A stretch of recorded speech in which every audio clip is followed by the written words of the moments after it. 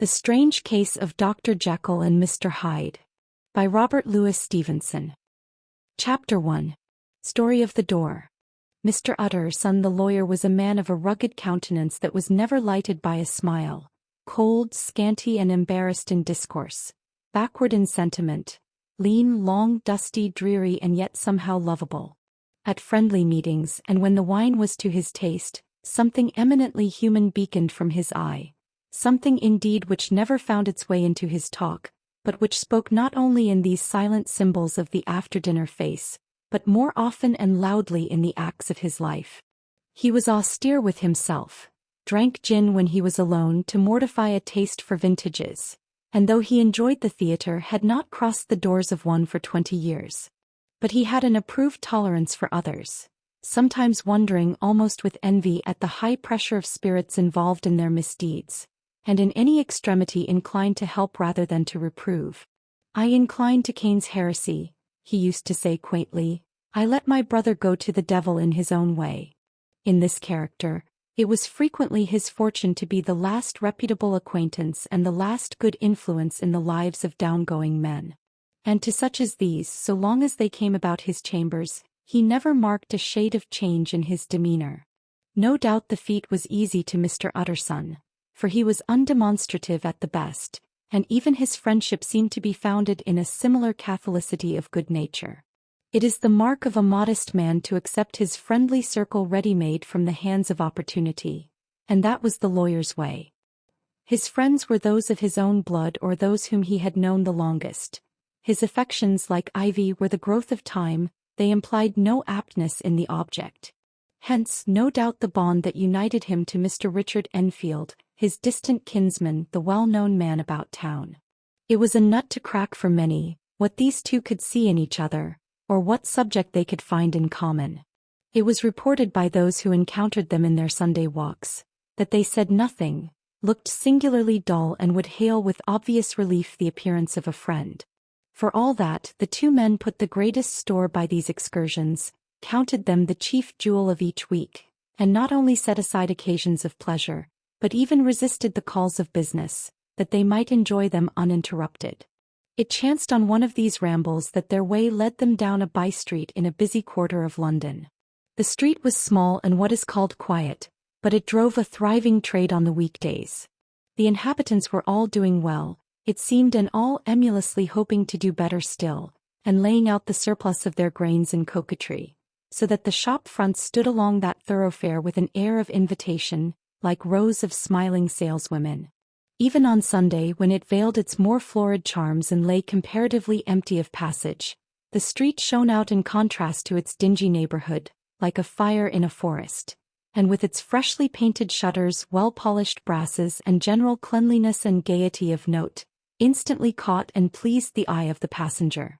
2 doors from one corner, on the left hand going east, the line was broken by the entry of a court, and just at that point a certain sinister block of building thrust forward its gable on the street.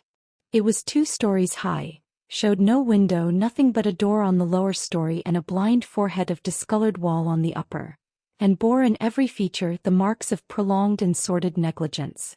The door, which was equipped with neither bell nor knocker, was blistered and disdained. Tramps slouched into the recess and struck matches on the panels. Children kept shop upon the steps. The schoolboy had tried his knife on the moldings, and for close on a generation, no one had appeared to drive away these random visitors or to repair their ravages. Mr. Enfield and the lawyer were on the other side of the by-street, but when they came abreast of the entry, the former lifted up his cane and pointed. "Did you ever remark that door?" he asked, and when his companion had replied in the affirmative, "It is connected in my mind," added he, "with a very odd story." "Indeed," said Mr. Utterson with a slight change of voice, "and what was that?" "Well, it was this way," returned Mr. Enfield. "I was coming home from some place at the end of the world, about 3 o'clock of a black winter morning, and my way lay through a part of town where there was literally nothing to be seen but lamps. Street after street and all the folks asleep. Street after street, all lighted up as if for a procession and all as empty as a church. Till at last I got into that state of mind when a man listens and begins to long for the sight of a policeman. All at once I saw two figures. One a little man who was stumping along eastward at a good walk, and the other a girl of maybe 8 or 10 who was running as hard as she was able down a cross street. Well, sir, the two ran into one another naturally enough at the corner, and then came the horrible part of the thing, for the man trampled calmly over the child's body and left her screaming on the ground. It sounds nothing to hear, but it was hellish to see. It wasn't like a man, it was like some damn juggernaut. I gave a few hello, took to my heels, collared my gentleman, and brought him back to where there was already quite a group about the screaming child. He was perfectly cool and made no resistance, but gave me one look so ugly that it brought out the sweat on me like running. The people who had turned out were the girl's own family, and pretty soon the doctor for whom she had been sent put in his appearance. Well, the child was not much the worse, more frightened according to the sawbones, and there you might have supposed would be an end to it. But there was one curious circumstance. I had taken a loathing to my gentleman at first sight. So had the child's family, which was only natural. But the doctor's case was what struck me. He was the usual cut and dry apothecary of no particular age and color, with a strong Edinburgh accent and about as emotional as a bagpipe. Well, sir, he was like the rest of us. Every time he looked at my prisoner, I saw that Sawbones turn sick and white with the desire to kill him. I knew what was in his mind just as he knew what was in mine, and killing being out of the question, we did the next best. We told the man we could and would make such a scandal out of this as should make his name stink from one end of London to the other. If he had any friends or any credit, we undertook that he should lose them. And all the time as we were pitching it in red hot, we were keeping the women off him as best we could, for they were as wild as harpies. I never saw a circle of such hateful faces, and there was the man in the middle with a kind of black sneering coolness, frightened too, I could see that, but carrying it off, sir, really like Satan. If you choose to make capital out of this accident, said he, I am naturally helpless. No gentleman but wishes to avoid a scene, says he. Name your figure. Well, we screwed him up to £100 for the child's family.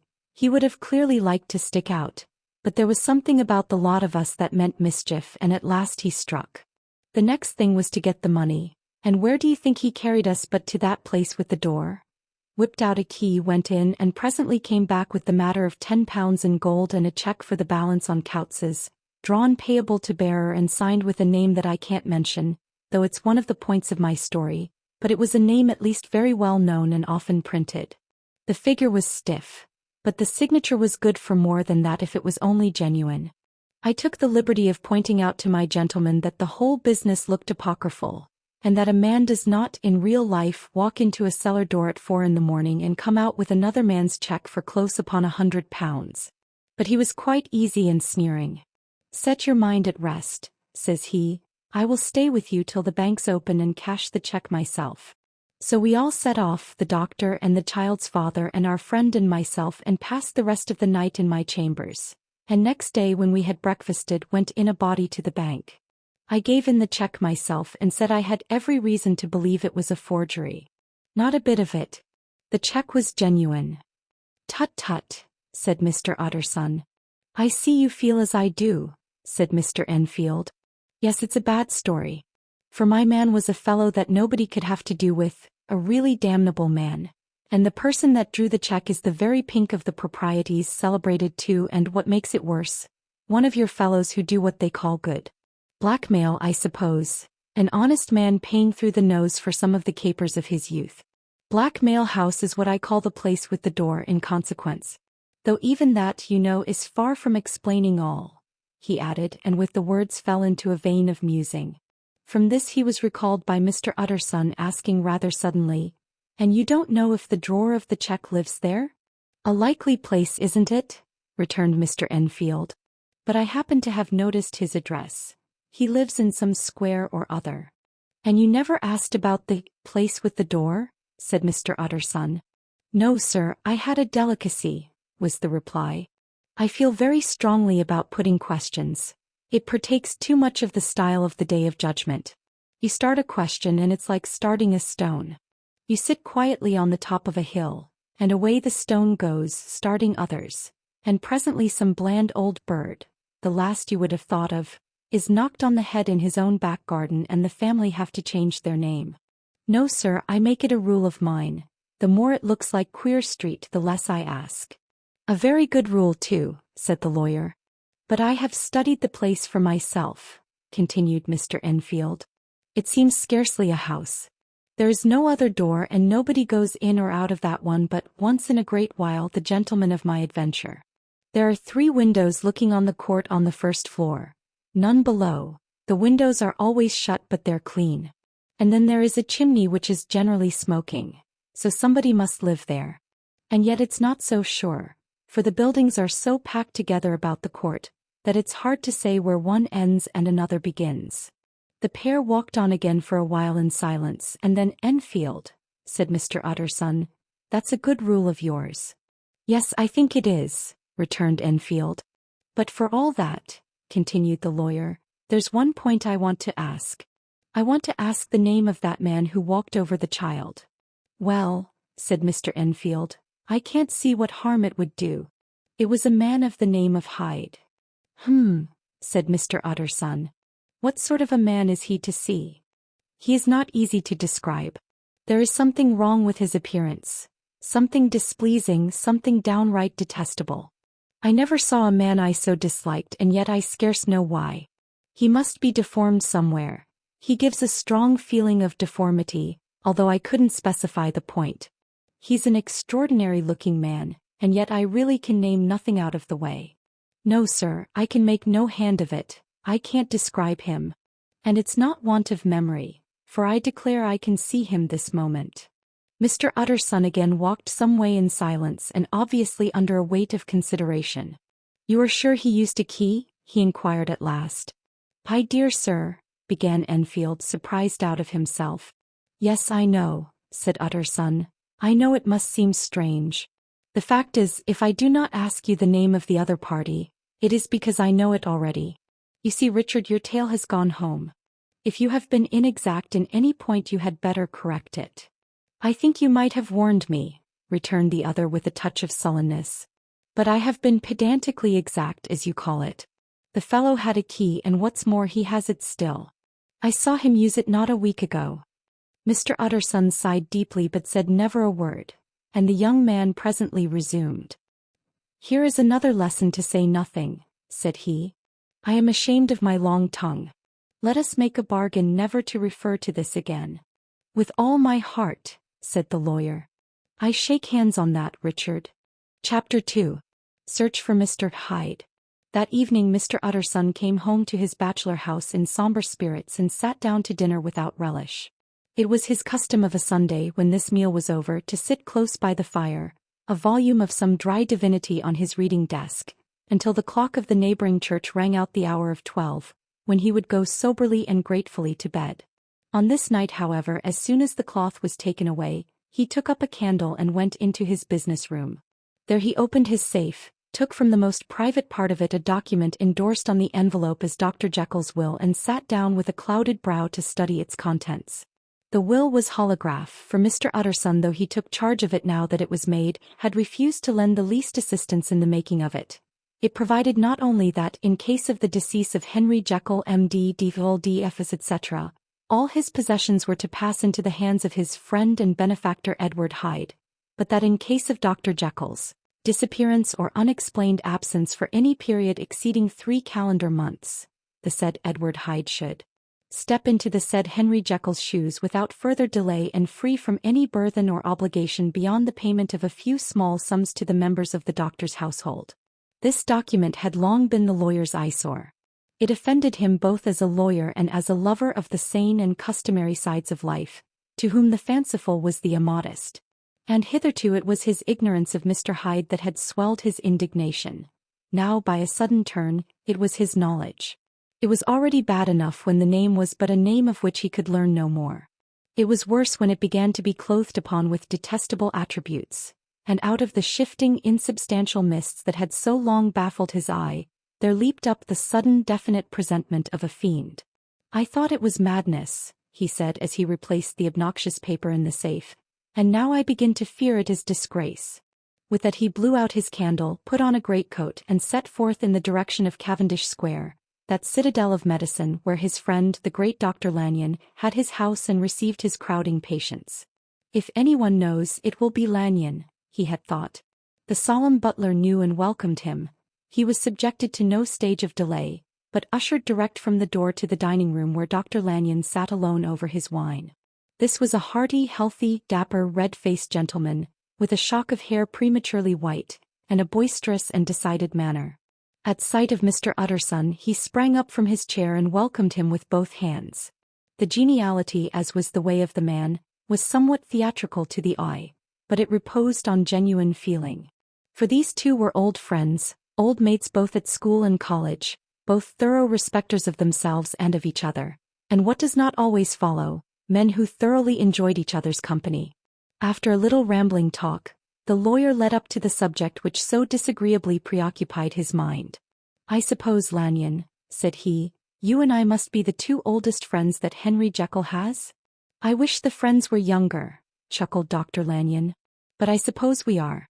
And what of that? I see little of him now." "Indeed," said Utterson. "I thought you had a bond of common interest." "We had," was the reply.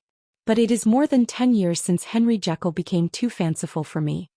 He began to go wrong in mind, and though of course I continue to take an interest in him for old sake's sake, as they say, I see and I have seen devilish little of the man.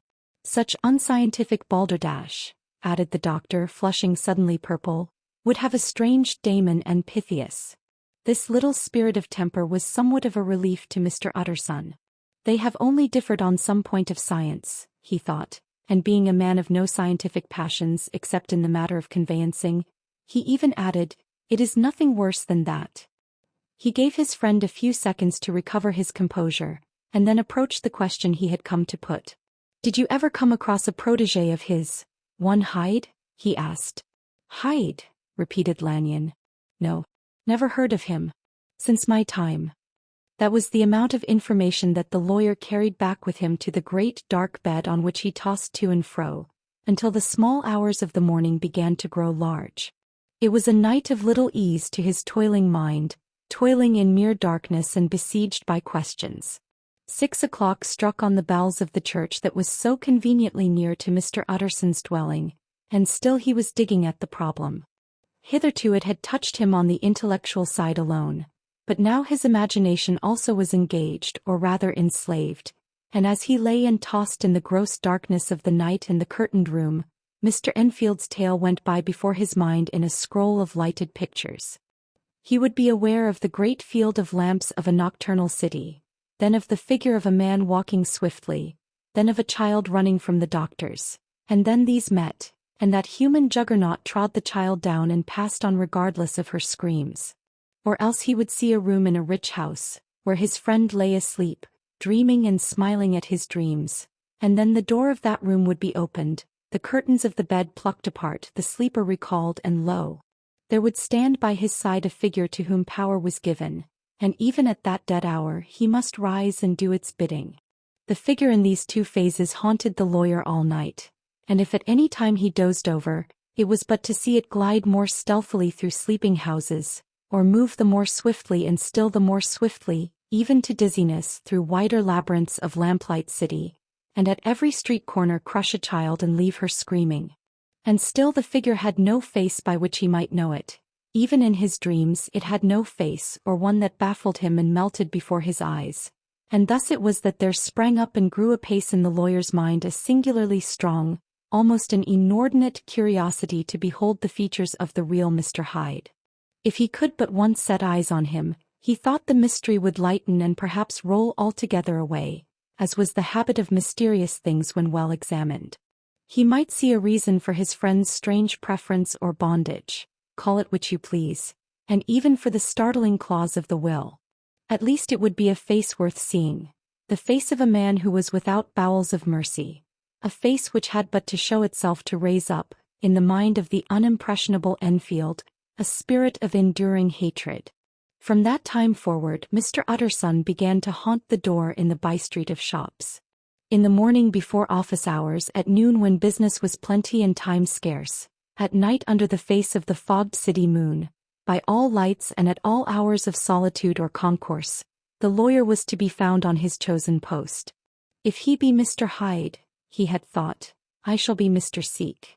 And at last his patience was rewarded. It was a fine dry night, frost in the air, the streets as clean as a ballroom floor, the lamps unshaken by any wind, drawing a regular pattern of light and shadow. By 10 o'clock, when the shops were closed, the by-street was very solitary and, in spite of the low growl of London from all round, very silent. Small sounds carried far. Domestic sounds out of the houses were clearly audible on either side of the roadway, and the rumor of the approach of any passenger preceded him by a long time. Mr. Utterson had been some minutes at his post, when he was aware of an odd light footstep drawing near. In the course of his nightly patrols, he had long grown accustomed to the quaint effect with which the footfalls of a single person, while he is still a great way off, suddenly spring out distinct from the vast hum and clatter of the city. Yet his attention had never before been so sharply and decisively arrested, and it was with a strong superstitious prevision of success that he withdrew into the entry of the court. The steps drew swiftly nearer and swelled out suddenly louder as they turned the end of the street. The lawyer, looking forth from the entry, could soon see what manner of man he had to deal with. He was small and very plainly dressed, and the look of him, even at that distance, went somehow strongly against the watcher's inclination. But he made straight for the door, crossing the roadway to save time, and as he came he drew a key from his pocket like one approaching home.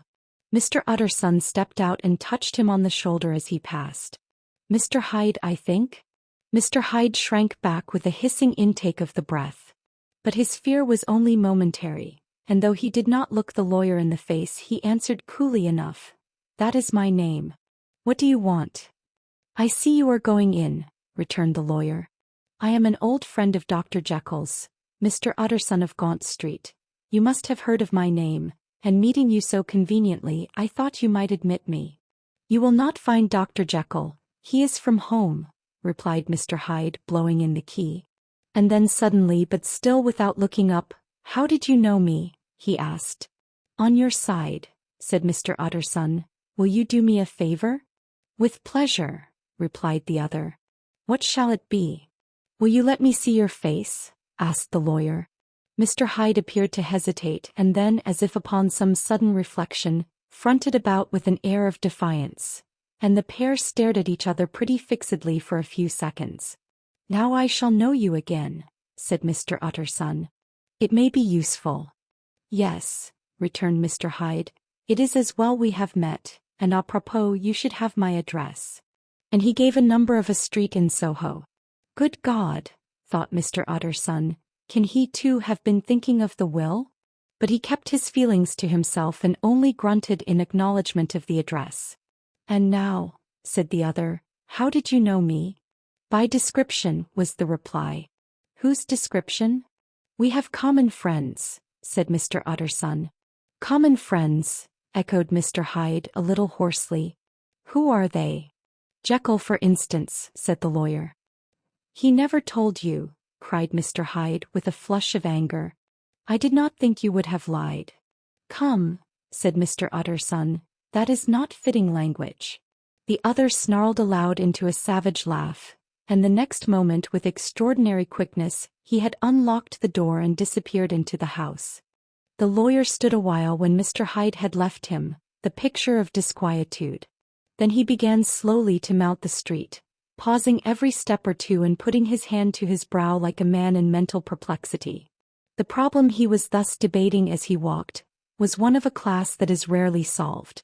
Mr. Hyde was pale and dwarfish, he gave an impression of deformity without any nameable malformation, he had a displeasing smile, he had borne himself to the lawyer with a sort of murderous mixture of timidity and boldness, and he spoke with a husky, whispering and somewhat broken voice. All these were points against him, but not all of these together could explain the hitherto unknown disgust, loathing and fear with which Mr. Utterson regarded him. "There must be something else," said the perplexed gentleman. "There is something more if I could find a name for it. God bless me, the man seems hardly human. Something troglodytic, shall we say? Or can it be the old story of Dr. Fowl? Or is it the mere radiance of a foul soul that thus transpires through and transfigures its clay continent? The last, I think, for oh my poor old Harry Jekyll, if ever I read Satan's signature upon a face, it is on that of your new friend. Round the corner from the by-street, there was a square of ancient handsome houses, now for the most part decayed from their high estate and let in flats and chambers to all sorts and conditions of men, map engravers, architects, shady lawyers and the agents of obscure enterprises. One house, however, second from the corner, was still occupied entire, and at the door of this, which wore a great air of wealth and comfort, though it was now plunged in darkness except for the fanlight, Mr. Utterson stopped and knocked. A well-dressed, elderly servant opened the door. "Is Dr. Jekyll at home, Poole?" asked the lawyer. "I will see Mr. Utterson," said Poole, admitting the visitor as he spoke into a large, low-roofed, comfortable hall paved with flags, warmed, after the fashion of a country house, by a bright, open fire and furnished with costly cabinets of oak. "Will you wait here by the fire, sir? Or shall I give you a light in the dining-room?"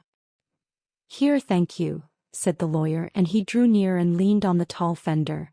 This hall, in which he was now left alone, was a pet fancy of his friend the doctor's, and Utterson himself was wont to speak of it as the pleasantest room in London.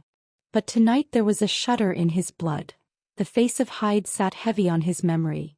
He felt, what was rare with him, a nausea and distaste of life, and in the gloom of his spirits he seemed to read a menace in the flickering of the firelight on the polished cabinets and the uneasy starting of the shadow on the roof.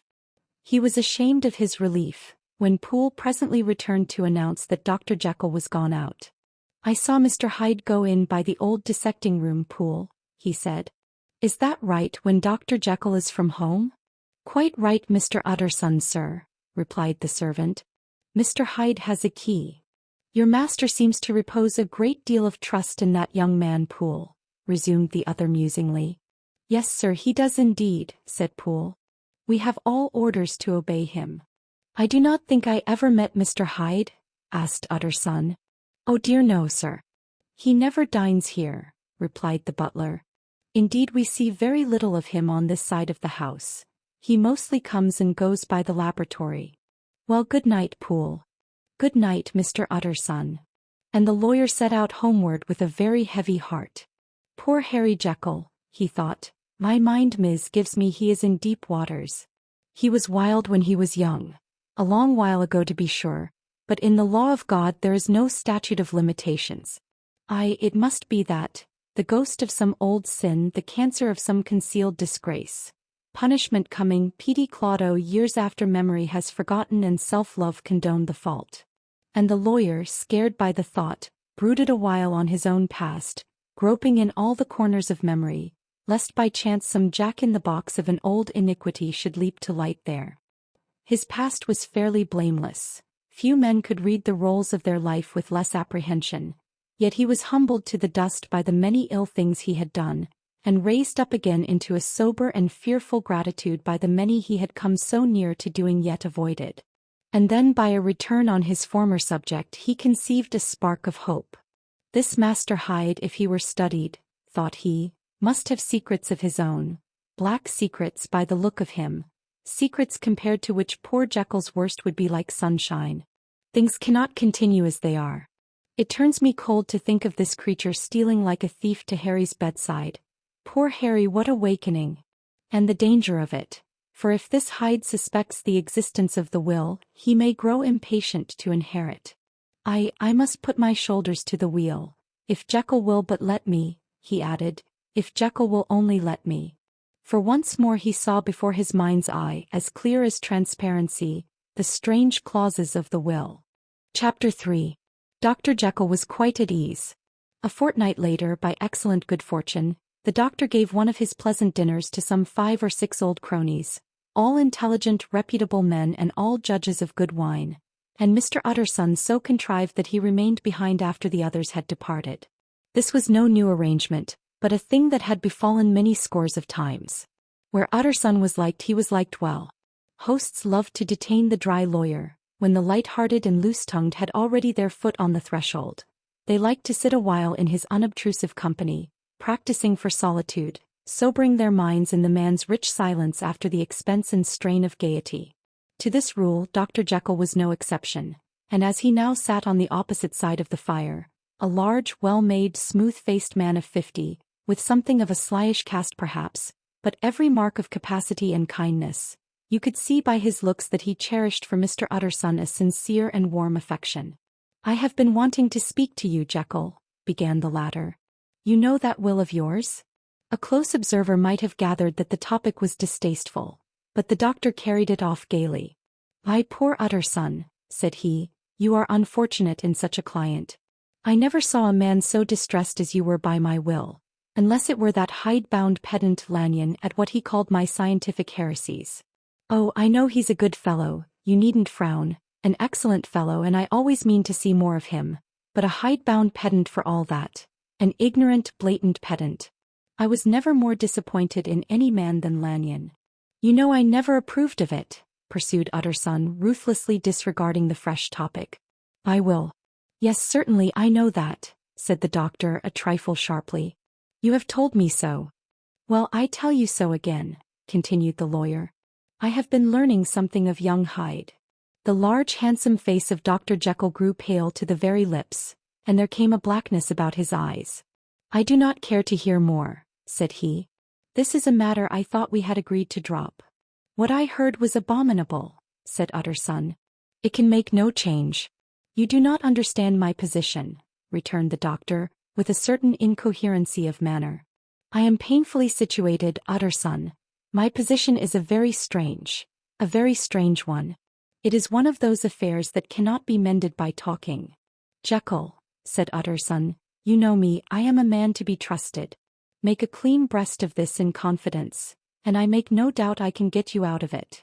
"My good Utterson," said the doctor, "this is very good of you, this is downright good of you, and I cannot find words to thank you in. I believe you fully. I would trust you before any man alive, I before myself if I could make the choice. But indeed it isn't what you fancy. It is not as bad as that, and just to put your good heart at rest I will tell you one thing. The moment I choose I can be rid of Mr. Hyde. I give you my hand upon that, and I thank you again and again, and I will just add one little word, Utterson, that I'm sure you'll take in good part. This is a private matter and I beg of you to let it sleep." Utterson reflected a little, looking in the fire. "I have no doubt you are perfectly right," he said at last, getting to his feet. "Well, but since we have touched upon this business, and for the last time I hope," continued the doctor, "there is one point I should like you to understand. I have really a very great interest in poor Hyde. I know you have seen him, he told me so, and I fear he was rude. But I do sincerely take a very great interest in that young man, and if I am taken away, Utterson, I wish you to promise me that you will bear with him and get his rights for him.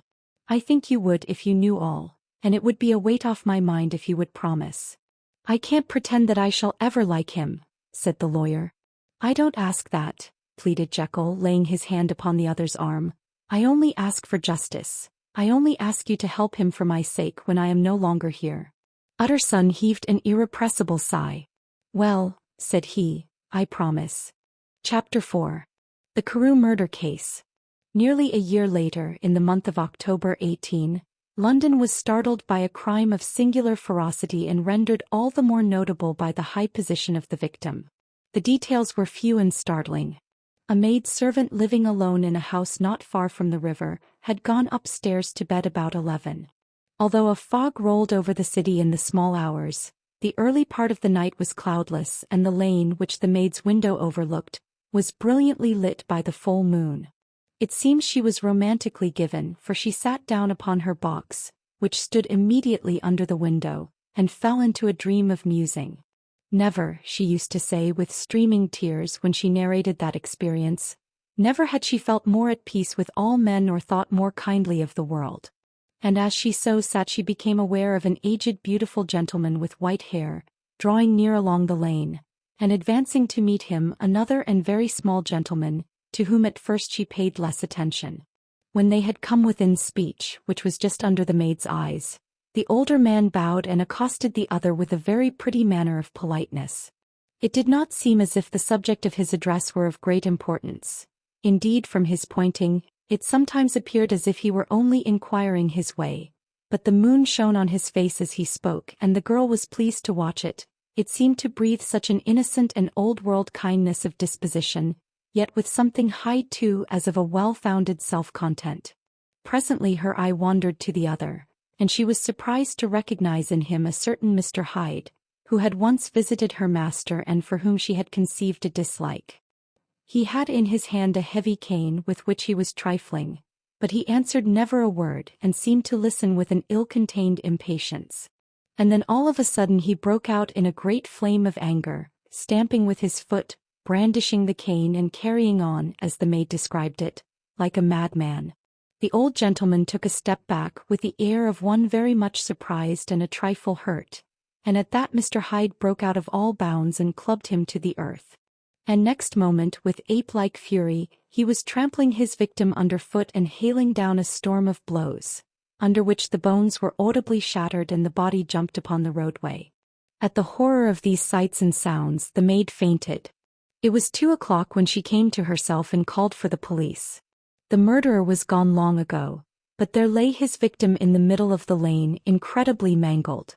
The stick with which the deed had been done, although it was of some rare and very tough and heavy wood, had broken in the middle under the stress of this insensate cruelty, and one splintered half had rolled in the neighboring gutter.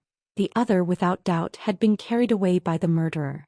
A purse and gold watch were found upon the victim, but no cards or papers except a sealed and stamped envelope, which he had been probably carrying to the post, and which bore the name and address of Mr. Utterson. This was brought to the lawyer the next morning before he was out of bed, and he had no sooner seen it and been told the circumstances, than he shot out a solemn lip. "I shall say nothing till I have seen the body," said he. "This may be very serious. Have the kindness to wait while I dress." And with the same grave countenance he hurried through his breakfast and drove to the police station, whither the body had been carried. As soon as he came into the cell he nodded. "Yes," said he, "I recognize him. I am sorry to say that this is Sir Danvers Carew." "Good God, sir!" exclaimed the officer, "is it possible?" And the next moment his eye lighted up with professional ambition.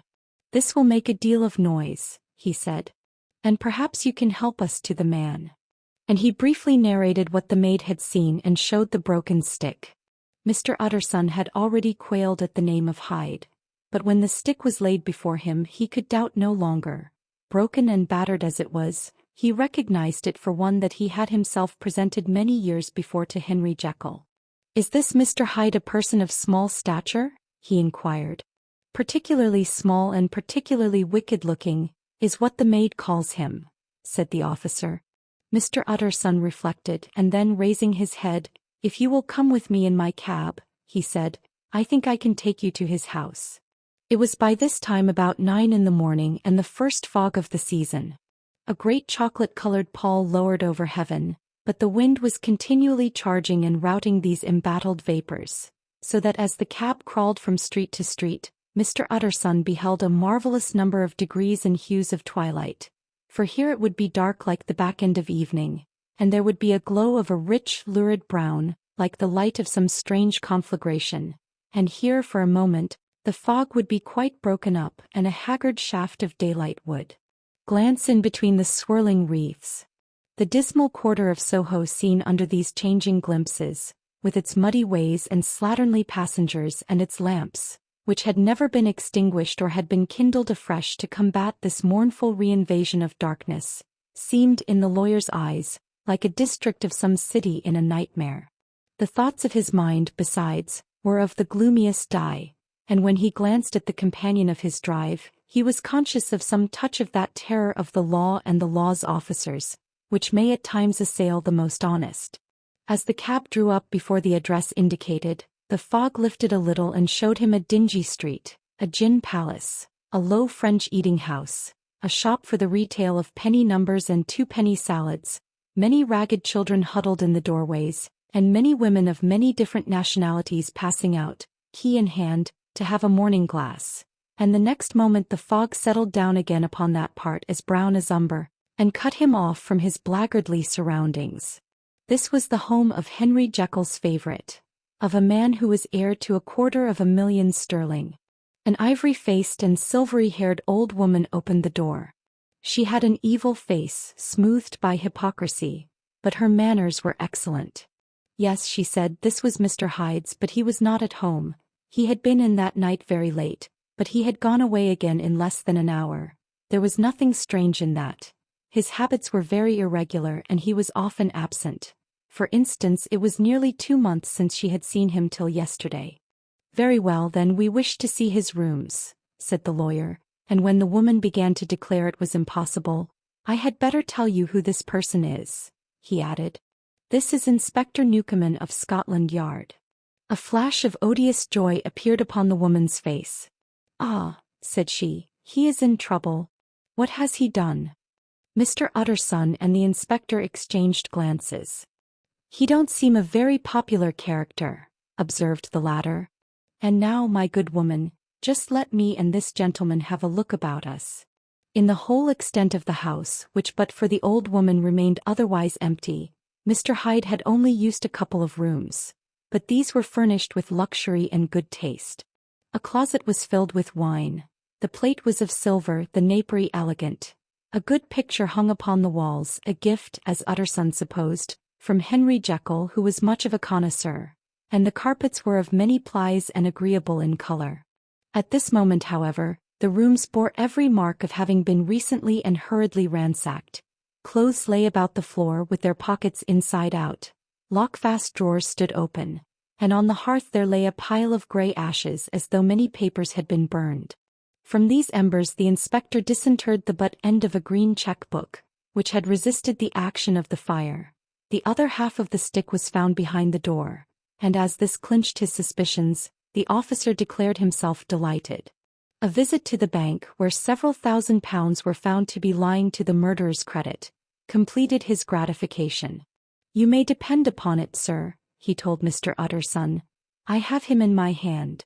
He must have lost his head or he never would have left the stick or above all burned the cheque-book. Why, money's life to the man. We have nothing to do but wait for him at the bank and get out the handbills. This last, however, was not so easy of accomplishment, for Mr. Hyde had numbered few familiars. Even the master of the servant maid had only seen him twice. His family could nowhere be traced. He had never been photographed, and the few who could describe him differed widely as common observers will. Only on one point were they agreed, and that was the haunting sense of unexpressed deformity with which the fugitive impressed his beholders. Chapter 5. Incident of the Letter. It was late in the afternoon, when Mr. Utterson found his way to Dr. Jekyll's door, where he was at once admitted by Poole, and carried down by the kitchen offices and across a yard which had once been a garden, to the building which was indifferently known as the laboratory or dissecting rooms. The doctor had bought the house from the heirs of a celebrated surgeon, and his own tastes being rather chemical than anatomical, had changed the destination of the block at the bottom of the garden. It was the first time that the lawyer had been received in that part of his friend's quarters, and he eyed the dingy windowless structure with curiosity, and gazed round with a distasteful sense of strangeness as he crossed the theatre, once crowded with eager students and now lying gaunt and silent, the tables laden with chemical apparatus, the floor strewn with crates and littered with packing straw, and the light falling dimly through the foggy cupola. At the further end, a flight of stairs mounted to a door covered with red baize, and through this Mr. Utterson was at last received into the doctor's cabinet. It was a large room fitted round with glass presses, furnished, among other things, with a cheval glass and a business table, and looking out upon the court by 3 dusty windows barred with iron. The fire burned in the grate. A lamp was set lighted on the chimney shelf, for even in the houses the fog began to lie thickly, and there, close up to the warmth, sat Dr. Jekyll looking deathly sick. He did not rise to meet his visitor, but held out a cold hand and bade him welcome in a changed voice.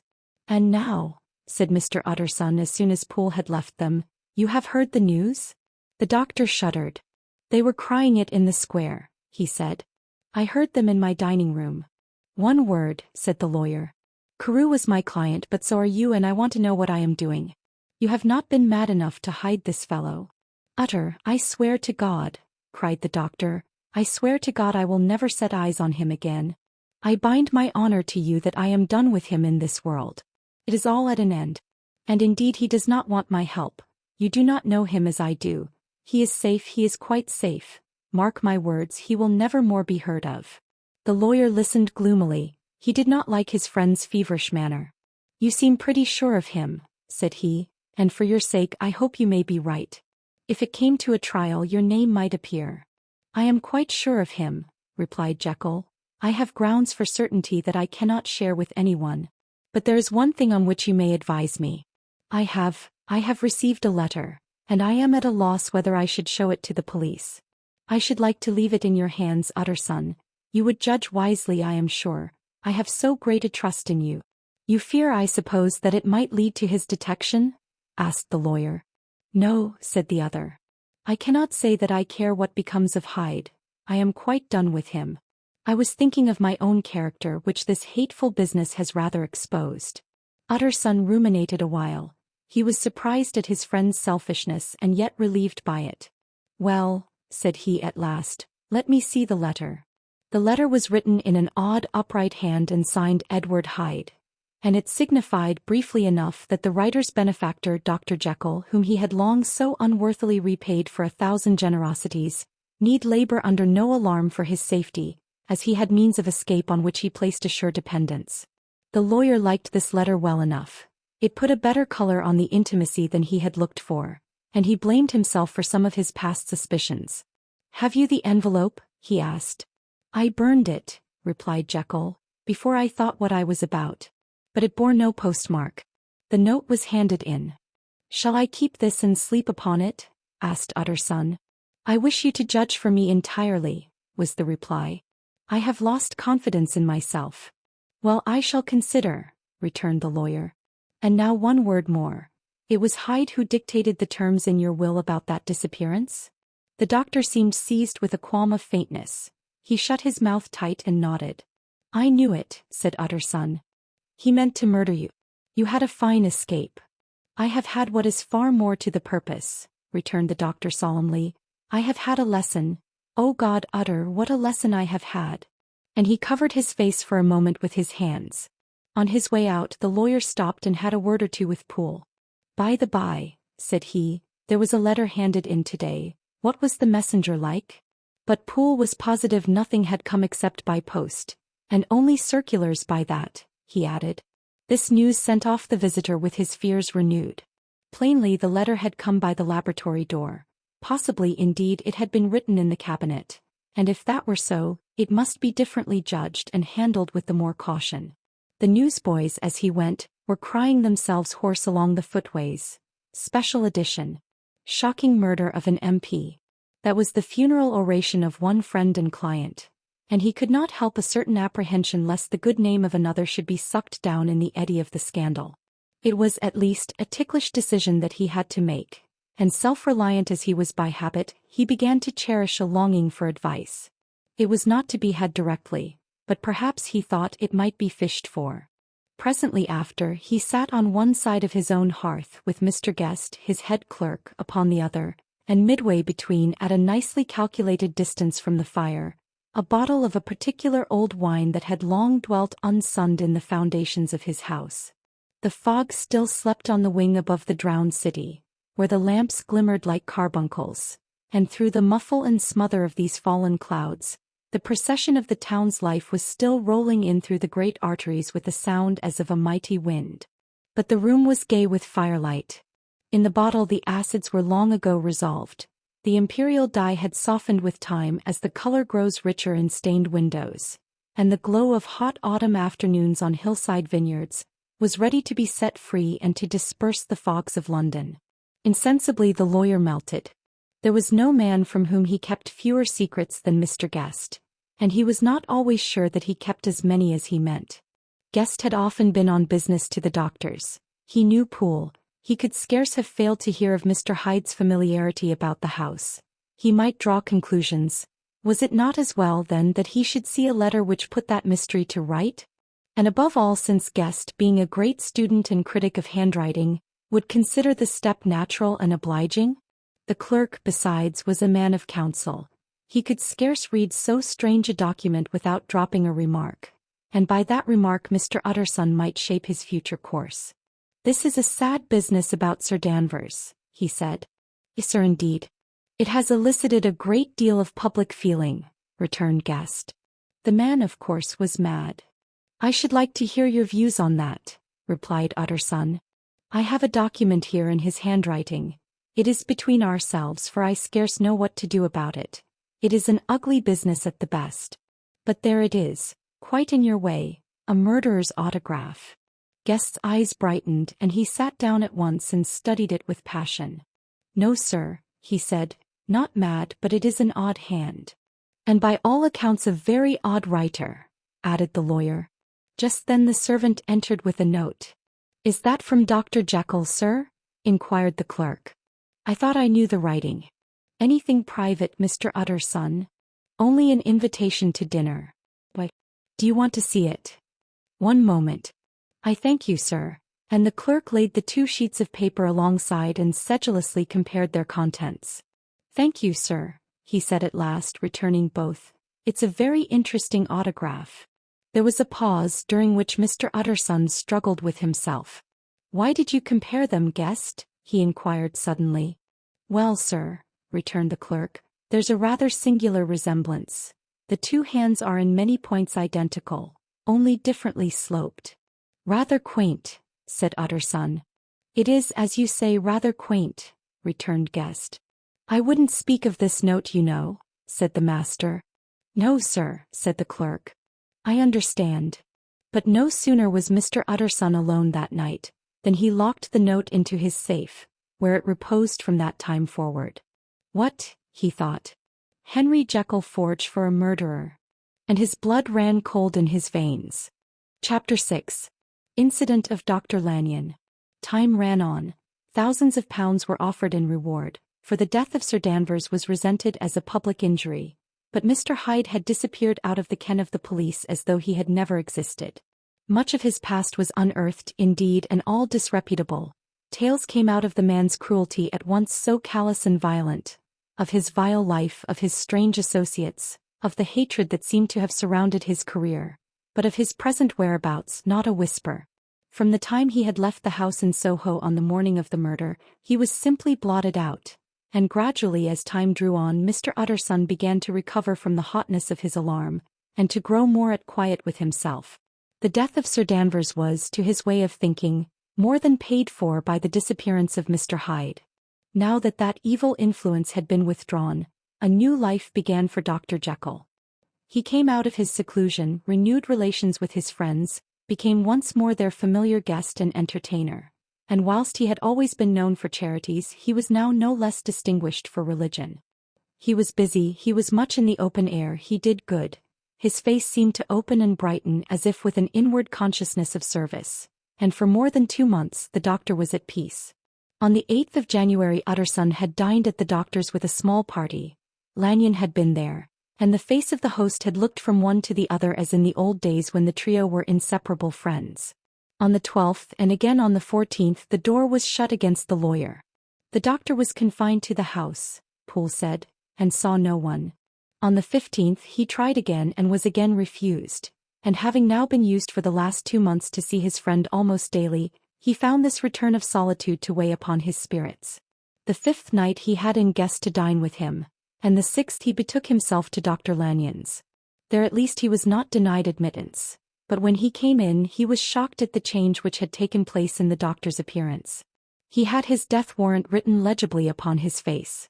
The rosy man had grown pale, his flesh had fallen away, he was visibly balder and older, and yet it was not so much these tokens of a swift physical decay that arrested the lawyer's notice, as a look in the eye and quality of manner that seemed to testify to some deep-seated terror of the mind. It was unlikely that the doctor should fear death, and yet that was what Utterson was tempted to suspect. Yes, he thought. He is a doctor, he must know his own state and that his days are counted, and the knowledge is more than he can bear. And yet when Utterson remarked on his ill looks, it was with an air of great firmness that Lanyon declared himself a doomed man. I have had a shock, he said, and I shall never recover. It is a question of weeks. Well, life has been pleasant, I liked it, yes sir, I used to like it. I sometimes think if we knew all, we should be more glad to get away. Jekyll is ill too, observed Utterson. Have you seen him? But Lanyon's face changed and he held up a trembling hand. "I wish to see or hear no more of Dr. Jekyll," he said in a loud, unsteady voice. "I am quite done with that person, and I beg that you will spare me any allusion to one whom I regard as dead." "Tut, tut," said Mr. Utterson, and then after a considerable pause, "Can't I do anything?" he inquired. "We are three very old friends, Lanyon. We shall not live to make others."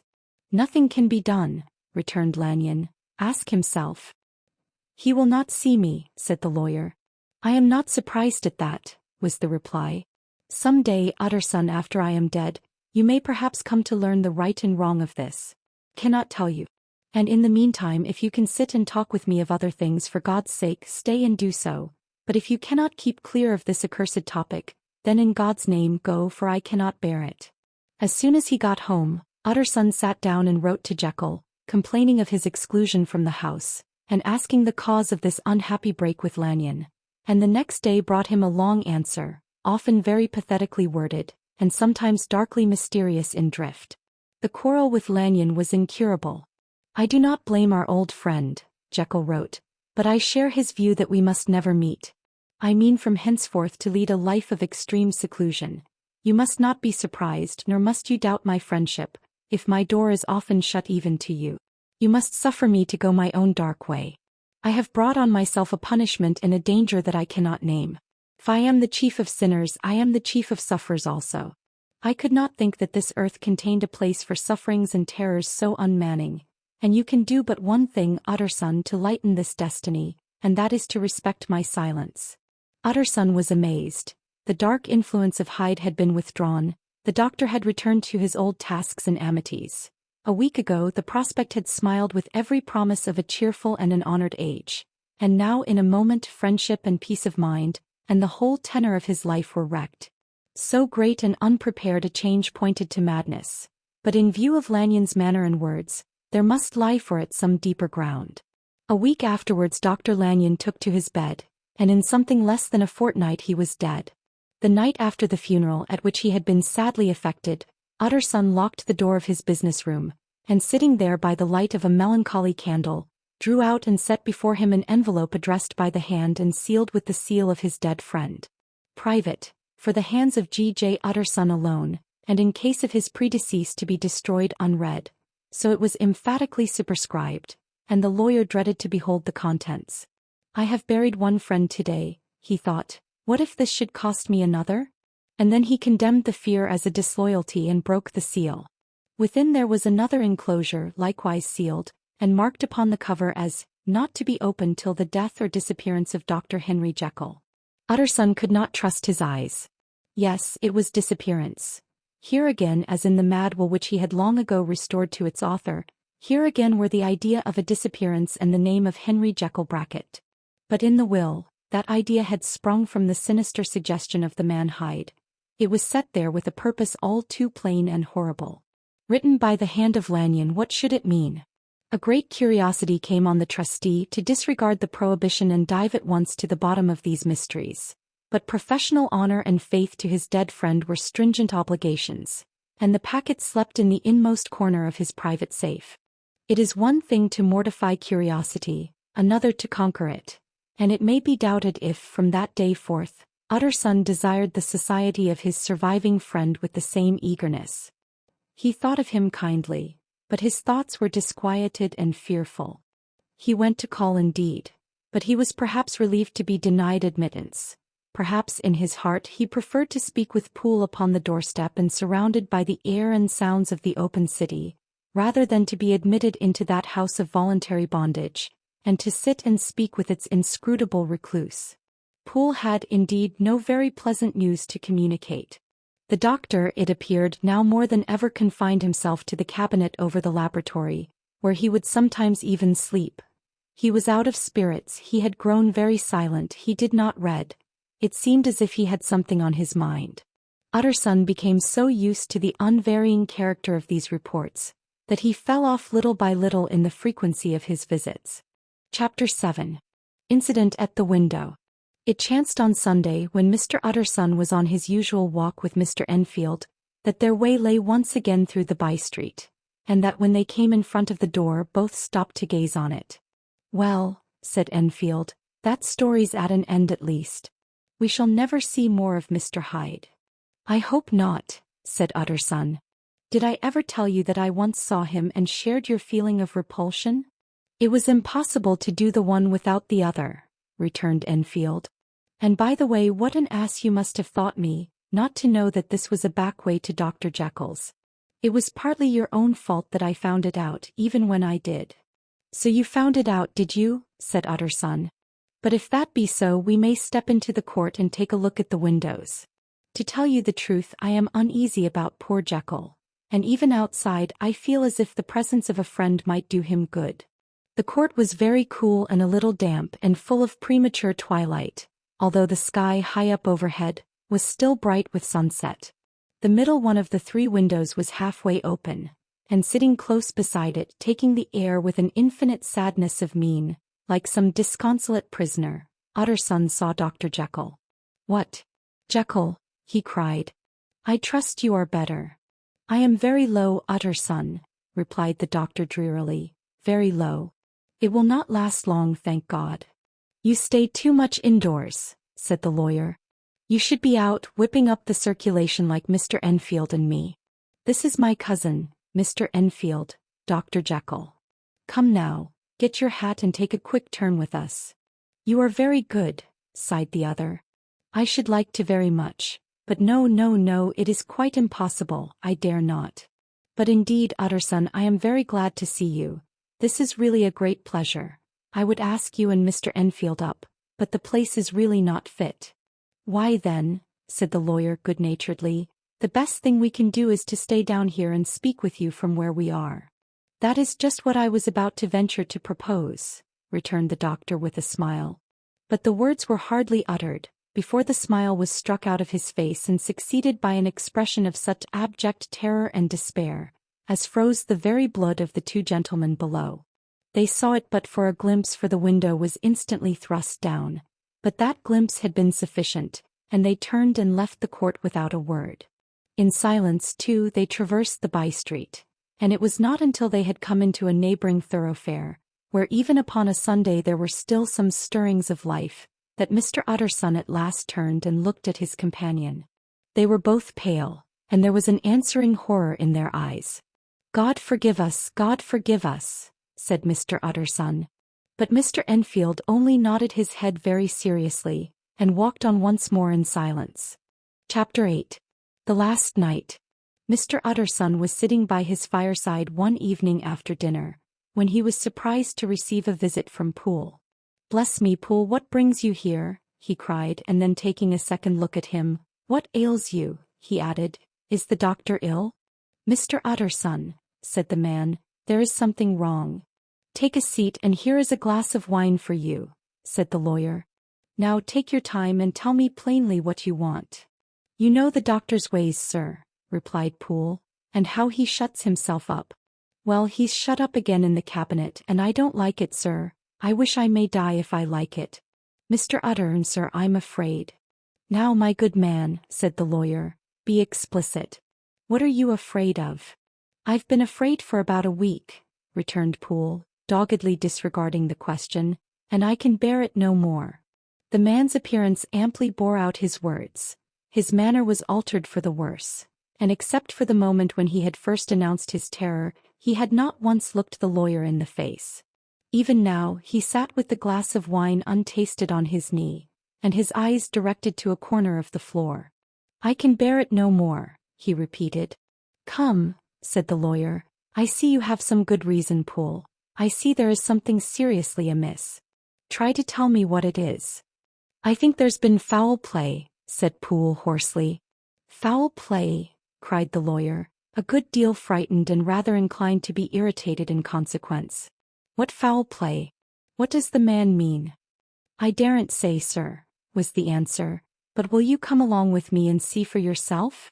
Mr. Utterson's only answer was to rise and get his hat and greatcoat, but he observed with wonder the greatness of the relief that appeared upon the butler's face, and perhaps with no less, that the wine was still untasted when he set it down to follow. It was a wild, cold, seasonable night of March, with a pale moon, lying on her back as though the wind had tilted her, and flying wrack of the most diaphanous and lawny texture. The wind made talking difficult and flecked the blood into the face. It seemed to have swept the streets unusually bare of passengers besides, for Mr. Utterson thought he had never seen that part of London so deserted. He could have wished it otherwise. Never in his life had he been conscious of so sharp a wish to see and touch his fellow creatures, for struggle as he might, there was borne in upon his mind a crushing anticipation of calamity. The square, when they got there, was full of wind and dust, and the thin trees in the garden were lashing themselves along the railing. Poole, who had kept all the way a pace or two ahead, now pulled up in the middle of the pavement, and in spite of the biting weather, took off his hat and mopped his brow with a red pocket-handkerchief. But for all the hurry of his coming, these were not the dews of exertion that he wiped away, but the moisture of some strangling anguish, for his face was white and his voice, when he spoke, harsh and broken. "Well, sir," he said, "here we are, and God grant there be nothing wrong." "Amen, Poole," said the lawyer. Thereupon the servant knocked in a very guarded manner. The door was opened on the chain, and a voice asked from within, "Is that you, Poole?" "It's all right," said Poole. "Open the door." The hall, when they entered it, was brightly lighted up. The fire was built high, and about the hearth the whole of the servants, men and women, stood huddled together like a flock of sheep. At the sight of Mr. Utterson, the housemaid broke into hysterical whimpering, and the cook, crying out, "Bless God! It's Mr. Utterson!" ran forward as if to take him in her arms. What? Are you all here?" said the lawyer peevishly. "Very irregular, very unseemly. Your master would be far from pleased." "They're all afraid," said Poole. Blank silence followed, no one protesting. Only the maid lifted her voice and now wept loudly. "Hold your tongue," Poole said to her with a ferocity of accent that testified to his own jangled nerves. And indeed, when the girl had so suddenly raised the note of her lamentation, they had all started and turned towards the inner door with faces of dreadful expectation. "And now," continued the butler, addressing the knife boy, "reach me a candle and we'll get this through hands at once." And then he begged Mr. Utterson to follow him and led the way to the back garden. "Now, sir," said he, "you come as gently as you can. I want you to hear and I don't want you to be heard. And see here, sir, if by any chance he was to ask you in, don't go." Mr. Utterson's nerves, at this unlooked-for termination, gave a jerk that nearly threw him from his balance. But he recollected his courage and followed the butler into the laboratory building through the surgical theatre, with its lumber of crates and bottles, to the foot of the stair. Here Poole motioned him to stand on one side and listen, while he himself, setting down the candle and making a great and obvious call on his resolution, mounted the steps and knocked with a somewhat uncertain hand on the red baize of the cabinet door. "Mr. Utterson, sir, asking to see you," he called, and even as he did so, once more violently signed to the lawyer to give ear. A voice answered from within. "Tell him I cannot see anyone," it said complainingly. "Thank you, sir," said Poole with a note of something like triumph in his voice, and taking up his candle he led Mr. Utterson back across the yard and into the great kitchen, where the fire was out and the beetles were leaping on the floor. "Sir," he said, looking Mr. Utterson in the eyes, "was that my master's voice?" "It seems much changed," replied the lawyer, very pale but giving look for look. "Changed? Well, yes, I think so," said the butler. "Have I been 20 years in this man's house, to be deceived about his voice? No, sir, master's made away with. He was made away with 8 days ago when we heard him cry out upon the name of God. And who's in there instead of him and why it stays there, is a thing that cries to heaven, Mr. Utterson. This is a very strange tale, Poole. This is rather a wild tale, my man," said Mr. Utterson, biting his finger. "Suppose it were as you suppose, supposing Dr. Jekyll to have been, well, murdered, what could induce the murderer to stay? That won't hold water. It doesn't commend itself to reason. Well, Mr. Utterson, you are a hard man to satisfy, but I'll do it yet," said Poole. "All this last week, you must know, him or it, whatever it is that lives in that cabinet, has been crying night and day for some sort of medicine and cannot get it to his mind. It was sometimes his way, the master's that is, to write his orders on a sheet of paper and throw it on the stair. We've had nothing else this week back. Nothing but papers and a closed door, and the very meals left there to be smuggled in when nobody was looking. Well, sir, every day and twice and thrice in the same day there have been orders and complaints, and I have been sent flying to all the wholesale chemists in town. Every time I brought the stuff back there would be another paper telling me to return it because it was not pure, and another order to a different firm. This drug is wanted bitter bad, sir, whatever for. Have you any of these papers? Asked Mr. Utterson. Poole felt in his pocket and handed out a crumpled note, which the lawyer, bending nearer to the candle, carefully examined. Its contents ran thus: Dr. Jekyll presents his compliments to Messrs. Ma. He assures them that their last sample is impure and quite useless for his present purpose. In the year 18, Dr. J. purchased a somewhat large quantity from Messrs. M. He now begs them to search with most sedulous care, and should any of the same quality be left, forward it to him at once. Expenses no consideration. The importance of this to Dr. J. can hardly be exaggerated. So far the letter had run composedly enough, but here with a sudden splutter of the pen, the writer's emotion had broken loose. For God's sake, he added, find me some of the old. This is a strange note, said Mr. Utterson, and then sharply, how do you come to have it open? The man at Ma's was main angry, sir, and he threw it back to me like so much dirt, returned Poole. This is unquestionably the doctor's hand, do you know? Resumed the lawyer. I thought it looked like it, said the servant rather sulkily, and then with another voice, but what matters hand of right? He said. I've seen him. Seen him, repeated Mr. Utterson. Well, that's it, said Poole. It was this way. I came suddenly into the theatre from the garden. It seems he had slipped out to look for this drug or whatever it is, for the cabinet door was open, and there he was at the far end of the room digging among the crates. He looked up when I came in, gave a kind of cry, and whipped upstairs into the cabinet. It was but for 1 minute that I saw him, but the hair stood upon my head like quills. Sir, if that was my master, why had he a mask upon his face? If it was my master, why did he cry out like a rat and run from me? I have served him long enough. And then, the man paused and passed his hand over his face.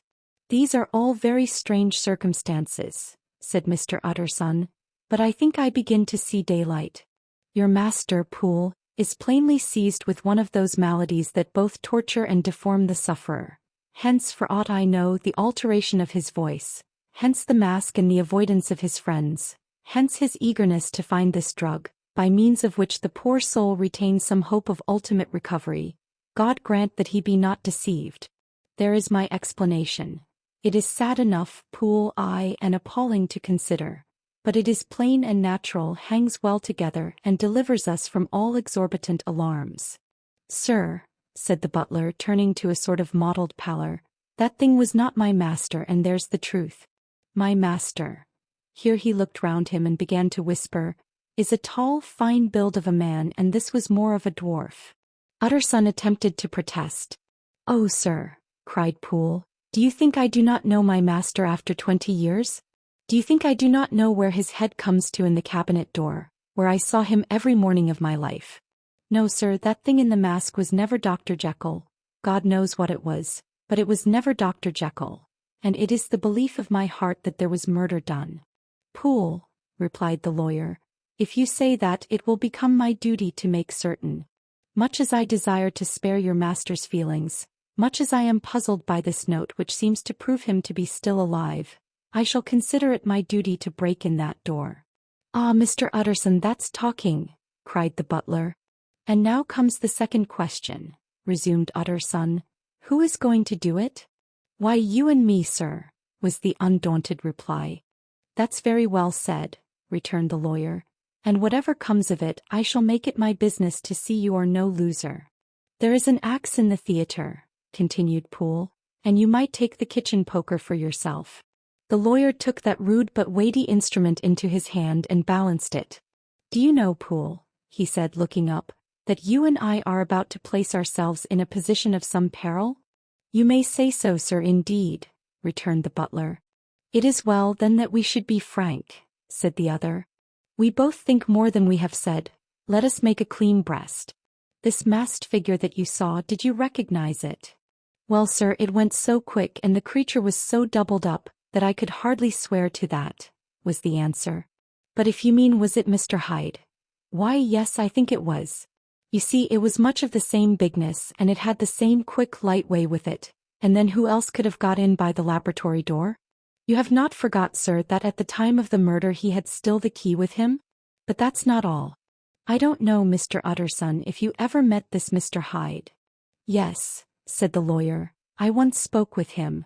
Then you must know as well as the rest of us that there was something queer about that gentleman, something that gave a man a turn. I don't know rightly how to say it, sir, beyond this, that you felt in your marrow kind of cold and thin. I own I felt something of what you describe, said Mr. Utterson. Quite so, sir, returned Poole. Well, when that masked thing like a monkey jumped from among the chemicals and whipped into the cabinet, it went down my spine like ice. Oh, I know it's not evidence, Mr. Utterson. I'm book-learned enough for that. But a man has his feelings, and I give you my Bible word it was Mr. Hyde. Aye, said the lawyer. My fears incline to the same point. Evil I fear founded, evil was sure to come, of that connection. I believe you. I believe poor Harry is killed, and I believe his murderer, for what purpose God alone can tell, is still lurking in his victim's room. Well, let our name be Vengeance. Call Bradshaw. The footman came at the summons, very white and nervous. Pull yourself together, Bradshaw, said the lawyer. This suspense, I know, is telling upon all of you, but it is now our intention to make an end of it. Poole here and I are going to force our way into the cabinet. If all is well, my shoulders are broad enough to bear the blame. Meanwhile, lest anything should really be amiss or any malefactor seek to escape by the back, you and the boy must go round the corner with a pair of good sticks and take your post at the laboratory door. We give you 10 minutes to get to your stations. As Bradshaw left, the lawyer looked at his watch. And now, Poole, let us get to ours, he said, and taking the poker under his arm, led the way into the yard. The scud had banked over the moon and it was now quite dark. The wind, which only broke in puffs and draughts into that deep well of building, tossed the light of the candle to and fro about their steps, until they came into the shelter of the theatre, where they sat down silently to wait. London hummed solemnly all around. But nearer at hand, the stillness was only broken by the sounds of a footfall moving to and fro along the cabinet floor. So it will walk all day, sir, whispered Poole. Aye, and the better part of the night.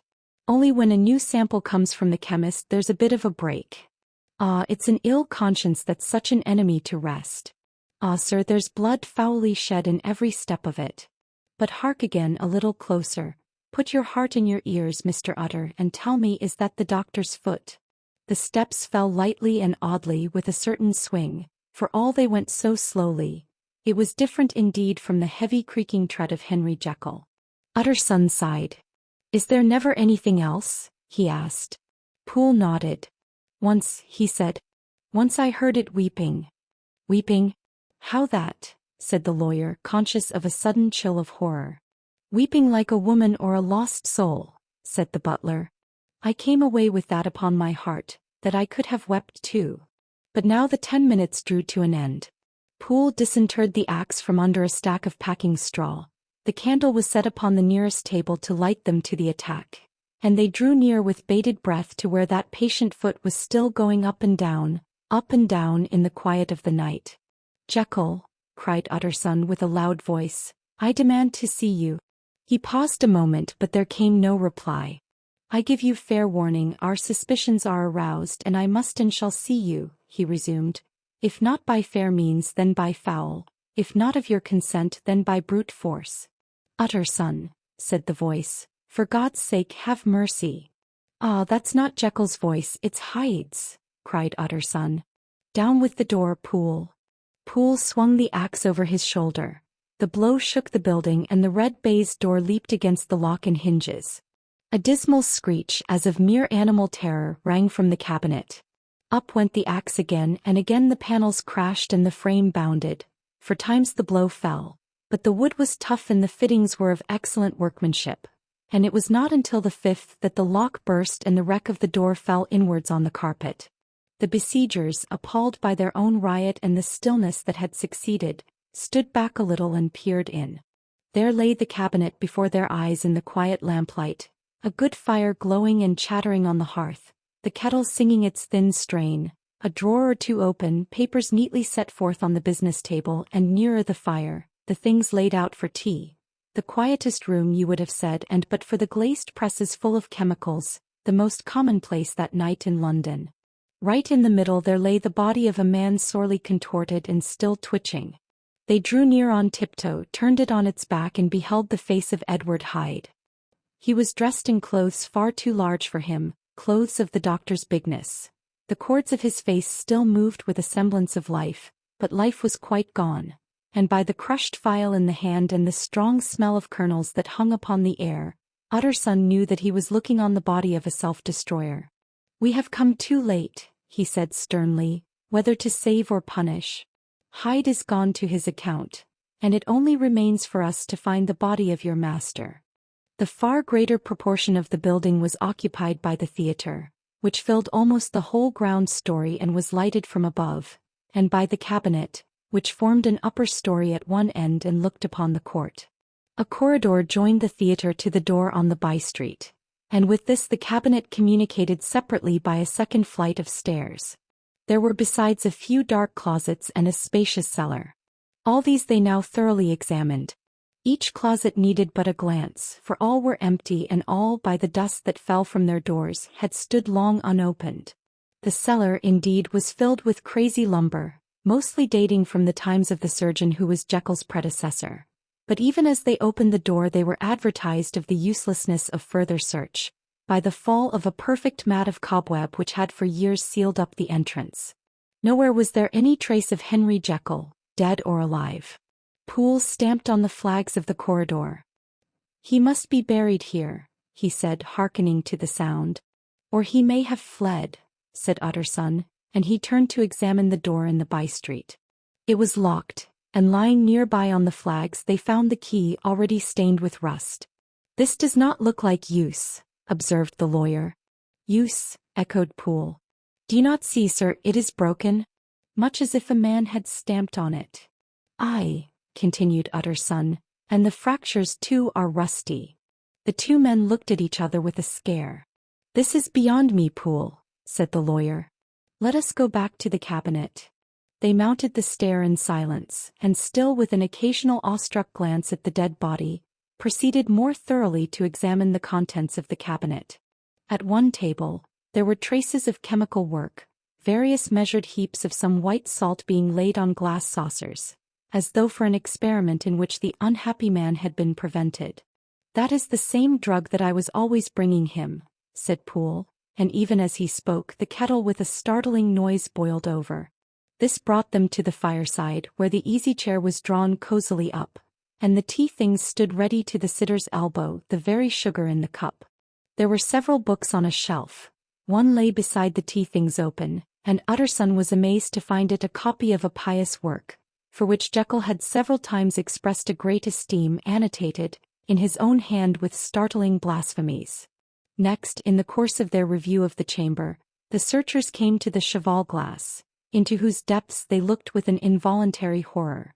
But it was so turned as to show them nothing but the rosy glow playing on the roof, the fire sparkling in 100 repetitions along the glazed front of the presses, and their own pale and fearful countenances stooping to look in. "This glass has seen some strange things, sir," whispered Poole. "And surely none stranger than itself," echoed the lawyer in the same tones. "For what did Jekyll—" He caught himself up at the word with a start, and then conquering the weakness, "What could Jekyll want with it?" he said. "You may say that," said Poole. Next they turned to the business table. On the desk, among the neat array of papers, a large envelope was uppermost and bore in the doctor's hand the name of Mr. Utterson. The lawyer unsealed it, and several enclosures fell to the floor. The first was a will, drawn in the same eccentric terms as the one which he had returned 6 months before, to serve as a testament in case of death and as a deed of gift in case of disappearance. But in place of the name of Edward Hyde, the lawyer, with indescribable amazement, read the name of Gabriel John Utterson. He looked at Poole and then back at the paper, and last of all at the dead malefactor stretched upon the carpet. "My head goes round," he said. He has been all these days in possession. He had no cause to like me. He must have raged to see himself displaced, and he has not destroyed this document. He caught up the next paper. It was a brief note in the doctor's hand and dated at the top. "Oh, Poole," the lawyer cried. "He was alive and here this day. He cannot have been disposed of in so short a space. He must be still alive, he must have fled. And then why fled? And how? And in that case, can we venture to declare this suicide? Oh, we must be careful. I foresee that we may yet involve your master in some dire catastrophe." "Why don't you read it, sir?" asked Poole.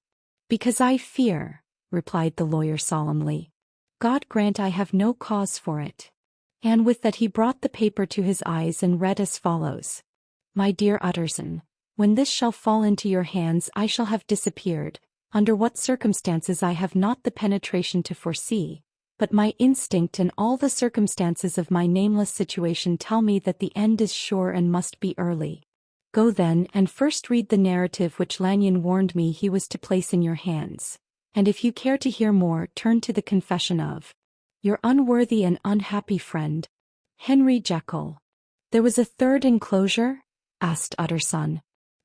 "Here, sir," said Poole, and gave into his hands a considerable packet sealed in several places. The lawyer put it in his pocket. "I would say nothing of this paper.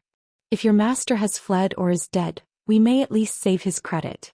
It is now 10. I must go home and read these documents in quiet, but I shall be back before midnight when we shall send for the police." They went out, locking the door of the theatre behind them, and Utterson, once more leaving the servants gathered about the fire in the hall, trudged back to his office to read the 2 narratives in which this mystery was now to be explained. Chapter 9. Dr. Lanyon's Narrative. On the 9th of January, now 4 days ago, I received by the evening delivery a registered envelope, addressed in the hand of my colleague and old school companion Henry Jekyll. I was a good deal surprised by this, for we were by no means in the habit of correspondence. I had seen the man, dined with him indeed the night before, and I could imagine nothing in our intercourse that should justify formality of registration. The contents increased my wonder, for this is how the letter ran. December 10th, 18. Dear Lanyon, you are one of my oldest friends, and although we may have differed at times on scientific questions, I cannot remember, at least on my side, any break in our affection. There was never a day when, if you had said to me, "Jekyll, my life, my honor, my reason depend upon you," I would not have sacrificed my left hand to help you. Lanyon, my life, my honor, my reason, are all at your mercy. If you fail me tonight, I am lost. You might suppose, after this preface, that I am going to ask you for something dishonorable to grant. Judge for yourself. I want you to postpone all other engagements for tonight. Even if you were summoned to the bedside of an emperor, to take a cab unless your carriage should be actually at the door, and with this letter in your hand for consultation to drive straight to my house. Poole, my butler, has his orders. You will find him waiting your arrival with a locksmith. The door of my cabinet is then to be forced, and you are to go in alone, to open the glazed press, letter E, on the left hand, breaking the lock if it be shut, and to draw out with all its contents as they stand, the 4th drawer from the top, or, which is the same thing, the 3rd from the bottom. In my extreme distress of mind, I have a morbid fear of misdirecting you, but even if I am in error, you may know the right drawer by its contents. Some powders, a file and a paper book. This drawer I beg of you to carry back with you to Cavendish Square exactly as it stands. That is the first part of the service. Now for the second. You should be back, if you set out at once on the receipt of this, long before midnight. But I will leave you that amount of margin, not only in the fear of one of those obstacles that can neither be prevented nor foreseen, but because an hour when your servants are in bed is to be preferred for what will then remain to do. At midnight, then, I have to ask you to be alone in your consulting room, to admit with your own hand into the house a man who will present himself in my name, and to place in his hands the drawer that you will have brought with you from my cabinet. Then you will have played your part and earned my gratitude completely. 5 minutes afterwards, if you insist upon an explanation, you will have understood that these arrangements are of capital importance, and that by the neglect of one of them, fantastic as they must appear, You might have charged your conscience with my death or the shipwreck of my reason. Confident as I am that you will not trifle with this appeal, my heart sinks and my hand trembles at the bare thought of such a possibility. Think of me at this hour in a strange place, laboring under a blackness of distress that no fancy can exaggerate, and yet well aware that if you will but punctually serve me, my troubles will roll away like a story that is told. Serve me, my dear Lanyon, and save your friend, H.J. Peace. I had already sealed this up when a fresh terror struck upon my soul. It is possible that the post office may fail me, and this letter not come into your hands until tomorrow morning. In that case, dear Lanyon, do my errand when it shall be most convenient for you in the course of the day, and once more expect my messenger at midnight. It may then already be too late, and if that night passes without event, you will know that you have seen the last of Henry Jekyll. Upon the reading of this letter, I made sure my colleague was insane, but till that was proved beyond the possibility of doubt, I felt bound to do as he requested. The less I understood of this farrago, the less I was in a position to judge of its importance, and an appeal so worded could not be set aside without a grave responsibility. I rose accordingly from table, got into a hansom and drove straight to Jekyll's house. The butler was awaiting my arrival. He had received by the same post as mine a registered letter of instruction, and had sent at once for a locksmith and a carpenter. The tradesmen came while we were yet speaking, and we moved in a body to old Dr. Denman's surgical theatre, from which, as you are doubtless aware, Jekyll's private cabinet is most conveniently entered. The door was very strong, the lock excellent. The carpenter avowed he would have great trouble and have to do much damage if force were to be used, and the locksmith was near despair. But this last was a handy fellow, and after 2 hours' work the door stood open. The press marked was unlocked, and I took out the drawer, had it filled up with straw and tied in a sheet, and returned with it to Cavendish Square. Here I proceeded to examine its contents. The powders were neatly enough made up, but not with the nicety of the dispensing chemist, so that it was plain they were of Jekyll's private manufacture. And when I opened one of the wrappers I found what seemed to me a simple crystalline salt of a white color. The phial, to which I next turned my attention, might have been about half full of a blood-red liquor, which was highly pungent to the sense of smell and seemed to me to contain phosphorus and some volatile ether. At the other ingredients I could make no guess. The book was an ordinary version book and contained little but a series of dates. These covered a period of many years, but I observed that the entries ceased nearly a year ago and quite abruptly. Here and there a brief remark was appended to a date, usually no more than a single word, double, occurring perhaps 6 times in a total of several hundred entries, and once very early in the list and followed by several marks of exclamation, total failure. All this, though it whetted my curiosity, told me little that was definite. Here were a phial of some salt, and the record of a series of experiments that had led, like too many of Jekyll's investigations, to no end of practical usefulness. How could the presence of these articles in my house affect either the honor, the sanity, or the life of my flighty colleague? If his messenger could go to one place, why could he not go to another?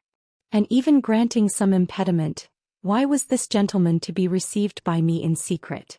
The more I reflected, the more convinced I grew that I was dealing with a case of cerebral disease, and though I dismissed my servants to bed, I loaded an old revolver, that I might be found in some posture of self-defense. 12 o'clock had scarce rung out over London, ere the knocker sounded very gently on the door. I went myself at the summons, and found a small man crouching against the pillars of the portico. "Are you come from Dr. Jekyll?" I asked. He told me yes by a constrained gesture, and when I had bidden him enter, he did not obey me without a searching backward glance into the darkness of the square. There was a policeman not far off, advancing with his bull's-eye open, and at the sight I thought my visitor started and made greater haste. These particulars struck me, I confess, disagreeably, and as I followed him into the bright light of the consulting room, I kept my hand ready on my weapon. Here at last I had a chance of clearly seeing him. I had never set eyes on him before, so much was certain. He was small, as I have said. I was struck besides with the shocking expression of his face, with his remarkable combination of great muscular activity and great apparent debility of constitution, and, last but not least, with the odd subjective disturbance caused by his neighborhood. This bore some resemblance to incipient rigor, and was accompanied by a marked sinking of the pulse. At the time I set it down to some idiosyncratic personal distaste, and merely wondered at the acuteness of the symptoms. But I have since had reason to believe the cause to lie much deeper in the nature of man, and to turn on some nobler hinge than the principle of hatred. This person, who had thus, from the first moment of his entrance, struck in me what I can only describe as a disgustful curiosity, was dressed in a fashion that would have made an ordinary person laughable. His clothes, that is to say, although they were of rich and sober fabric, were enormously too large for him in every measurement, the trousers hanging on his legs and rolled up to keep them from the ground, the waist of the coat below his haunches and the collar sprawling wide upon his shoulders. Strange to relate, this ludicrous accoutrement was far from moving me to laughter. Rather, as there was something abnormal and misbegotten in the very essence of the creature that now faced me, something seizing, surprising and revolting, this fresh disparity seemed but to fit in with and to reinforce it, so that to my interest in the man's nature and character, there was added a curiosity as to his origin, his life, his fortune and status in the world. These observations, though they have taken so great a space to be set down in, were yet the work of a few seconds. My visitor was, indeed, on fire with somber excitement. "Have you got it?" he cried. "Have you got it?" And so lively was his impatience that he even laid his hand upon my arm and sought to shake me. I put him back, conscious at his touch of a certain icy pang along my blood. "Come, sir," said I, "you forget that I have not yet the pleasure of your acquaintance. Be seated if you please." And I showed him an example, and sat down myself in my customary seat and with as fair an imitation of my ordinary manner to a patient, as the lateness of the hour, the nature of my preoccupations, and the horror I had of my visitor, would suffer me to muster. "I beg your pardon, Dr. Lanyon," he replied civilly enough.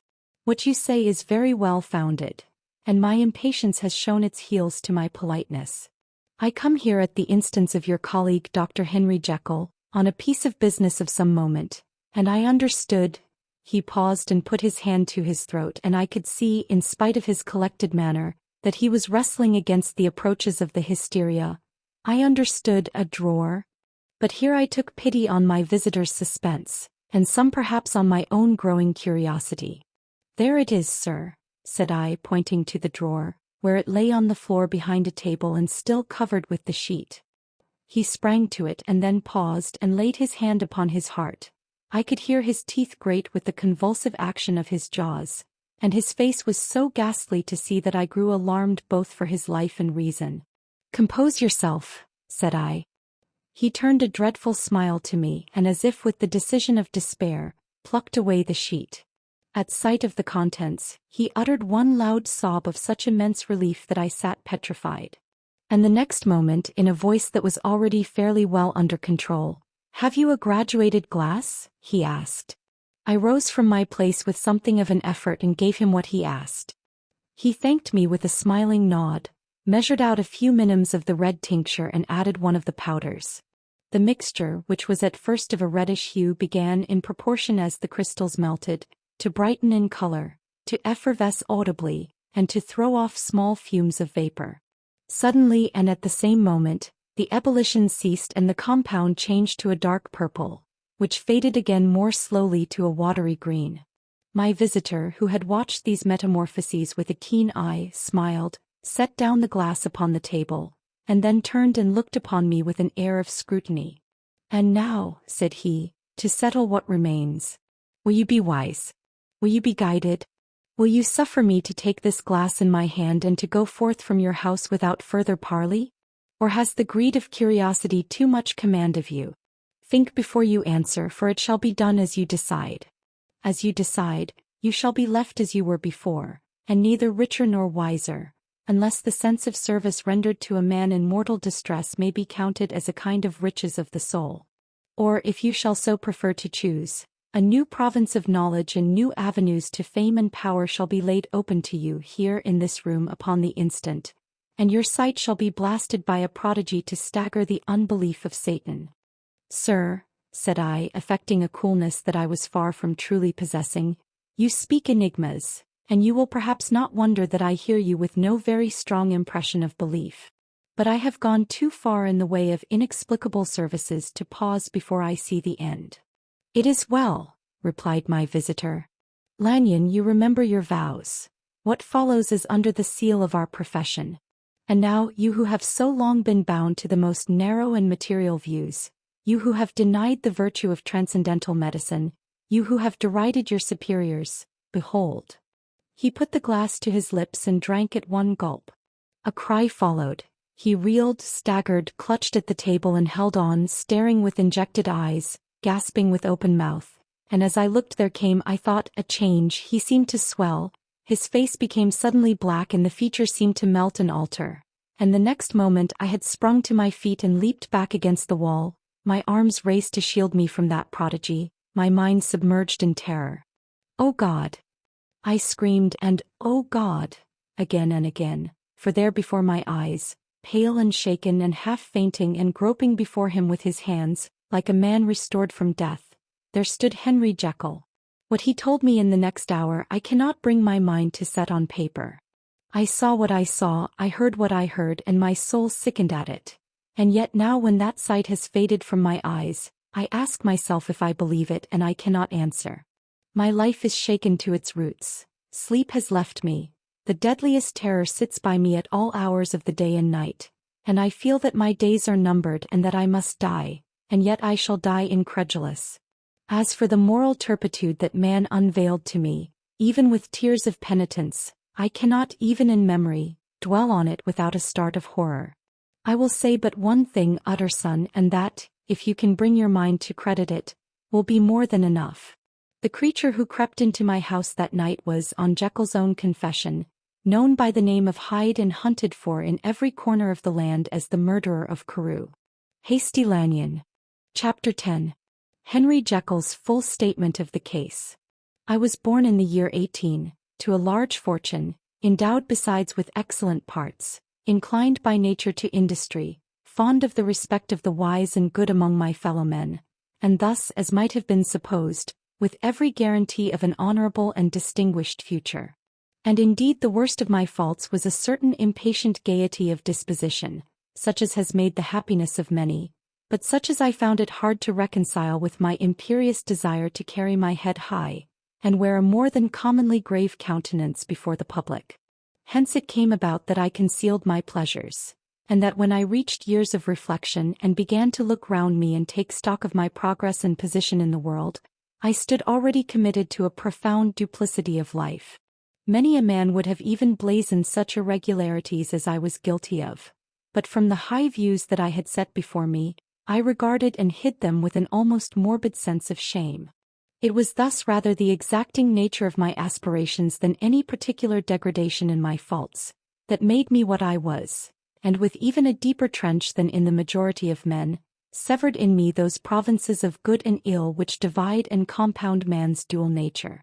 In this case I was driven to reflect deeply and inveterately on that hard law of life, which lies at the root of religion and is one of the most plentiful springs of distress.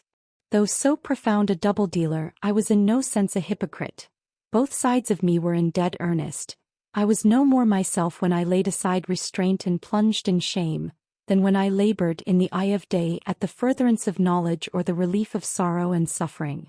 And it chanced that the direction of my scientific studies, which led wholly towards the mystic and the transcendental, reacted and shed a strong light on this consciousness of the perennial war among my members. With every day and from both sides of my intelligence, the moral and the intellectual, I thus drew steadily nearer to that truth, by whose partial discovery I have been doomed to such a dreadful shipwreck, that man is not truly one but truly two. I say two because the state of my own knowledge does not pass beyond that point. Others will follow, others will outstrip me on the same lines, and I hazard the guess that man will be ultimately known for a mere polity of multifarious, incongruous and independent denizens. I, for my part, from the nature of my life, advanced infallibly in one direction and in one direction only. It was on the moral side and in my own person that I learned to recognize the thorough and primitive duality of man. I saw that, of the two natures that contended in the field of my consciousness, even if I could rightly be said to be either, it was only because I was radically both, and from an early date, even before the course of my scientific discoveries had begun to suggest the most naked possibility of such a miracle, I had learned to dwell with pleasure as a beloved daydream on the thought of the separation of these elements. If each, I told myself, could be housed in separate identities, life would be relieved of all that was unbearable. The unjust might go his way, delivered from the aspirations and remorse of his more upright twin, and the just could walk steadfastly and securely on his upward path, doing the good things in which he found his pleasure, and no longer exposed to disgrace and penitence by the hands of this extraneous evil. It was the curse of mankind that these incongruous faggots were thus bound together, that in the agonized womb of consciousness, these polar twins should be continuously struggling. How then were they dissociated? I was so far in my reflections when, as I have said, a side light began to shine upon the subject from the laboratory table. I began to perceive more deeply than it has ever yet been stated, the trembling immateriality, the mist-like transience, of this seemingly so solid body in which we walk attired.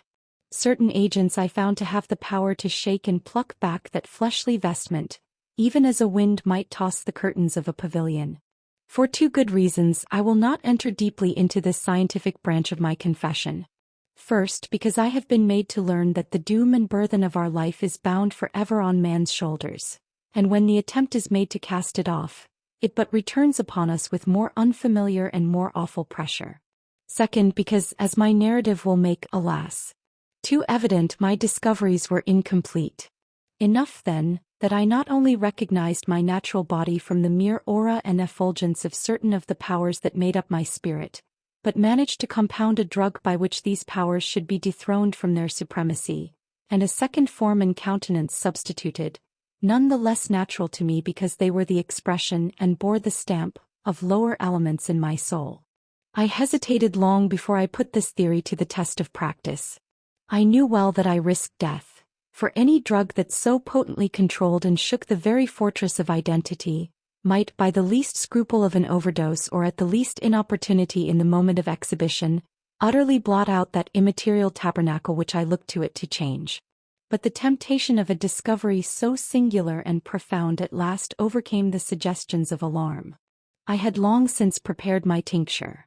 I purchased at once from a firm of wholesale chemists a large quantity of a particular salt which I knew from my experiments to be the last ingredient required, and late one accursed night, I compounded the elements, watched them boil and smoke together in the glass, and when the ebullition had subsided, with a strong glow of courage drank off the potion. The most racking pangs succeeded, a grinding in the bones, deadly nausea, and a horror of the spirit that cannot be exceeded at the hour of birth or death. Then these agonies began swiftly to subside, and I came to myself as if out of a great sickness. There was something strange in my sensations, something indescribably new and, from its very novelty, incredibly sweet. I felt younger, lighter, happier in body. Within I was conscious of a heady recklessness, a current of disordered sensual images running like a mill race in my fancy, a solution of the bonds of obligation, an unknown but not an innocent freedom of the soul. I knew myself at the first breath of this new life, to be more wicked, tenfold more wicked, sold a slave to my original evil, and the thought in that moment braced and delighted me like wine.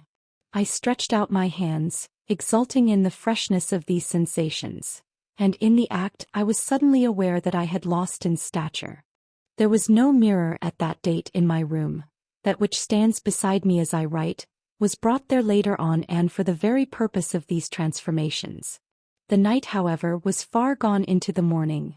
The morning, black as it was nearly ripe for the conception of the day. The inmates of my house were locked in the most rigorous hours of slumber, and I determined, flushed as I was with hope and triumph, to venture in my new shape as far as to my bedroom. I crossed the yard, wherein the constellations looked down upon me. I could have thought, with wonder, the first creature of that sort that their unsleeping vigilance had yet disclosed to them. I stole through the corridors, a stranger in my own house, and coming to my room I saw for the first time the appearance of Edward Hyde. I must here speak by theory alone, saying not that which I know, but that which I suppose to be most probable. The evil side of my nature, to which I had now transferred the stamping efficacy, was less robust and less developed than the good which I had just deposed. Again, in the course of my life, which had been, after all, 9/10 a life of effort, virtue and control, it had been much less exercised and much less exhausted. And hence, as I think, it came about that Edward Hyde was so much smaller, slighter and younger than Henry Jekyll. Even as good shone upon the countenance of the one, evil was written broadly and plainly on the face of the other.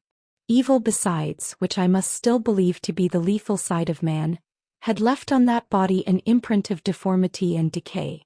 And yet when I looked upon that ugly idol in the glass, I was conscious of no repugnance, rather of a leap of welcome. This too was myself. It seemed natural and human. In my eyes it bore a livelier image of the spirit. It seemed more express and single than the imperfect and divided countenance I had been hitherto accustomed to call mine. And in so far I was doubtless right. I have observed that when I wore the semblance of Edward Hyde, none could come near to me at first without a visible misgiving of the flesh. This, as I take it, was because all human beings as we meet them, are commingled out of good and evil, and Edward Hyde alone in the ranks of mankind was pure evil. I lingered but a moment at the mirror. The second and conclusive experiment had yet to be attempted. It yet remained to be seen if I had lost my identity beyond redemption and must flee before daylight from a house that was no longer mine. And hurrying back to my cabinet, I once more prepared and drank the cup, once more suffered the pangs of dissolution, and came to myself once more with the character, the stature and the face of Henry Jekyll. That night I had come to the fatal crossroads. Had I approached my discovery in a more noble spirit, had I risked the experiment while under the empire of generous or pious aspirations, all must have been otherwise, and from these agonies of death and birth, I had come forth an angel instead of a fiend. The drug had no discriminating action. It was neither diabolical nor divine. It but shook the doors of the prison house of my disposition, and like the captives of Philippi that which stood within ran forth. At that time my virtue slumbered. My evil, kept awake by ambition, was alert and swift to seize the occasion, and the thing that was projected was Edward Hyde. Hence, although I had now two characters as well as two appearances, one was wholly evil, and the other was still the old Henry Jekyll, that incongruous compound of whose reformation and improvement I had already learned to despair. The movement was thus wholly toward the worse. Even at that time, I had not conquered my aversions to the dryness of a life of study. I would still be merrily disposed at times, and as my pleasures were, to say the least, undignified, and I was not only well known and highly considered, but growing towards the elderly man, this incoherency of my life was daily growing more unwelcome. It was on this side that my new power tempted me until I fell in slavery. I had but to drink the cup, to doff at once the body of the noted professor, and to assume like a thick cloak that of Edward Hyde. I smiled at the notion. It seemed to me at the time to be humorous, and I made my preparations with the most studious care. I took and furnished that house in Soho, to which Hyde was tracked by the police, and engaged as a housekeeper a creature whom I knew well to be silent and unscrupulous. On the other side I announced to my servants that a Mr. Hyde, whom I described, was to have full liberty and power about my house in the square, and to parry mishaps, I even called and made myself a familiar object in my second character. I next drew up that will to which you so much objected, so that if anything befell me in the person of Dr. Jekyll, I could enter on that of Edward Hyde without pecuniary loss. And thus fortified as I supposed on every side, I began to profit by the strange immunities of my position. Men have before hired bravos to transact their crimes, while their own person and reputation sat under shelter. I was the first that ever did so for his pleasures. I was the first that could plod in the public eye with a load of genial respectability, and in a moment like a schoolboy, strip off these lendings and spring headlong into the sea of liberty. But for me, in my impenetrable mantle, the safety was complete.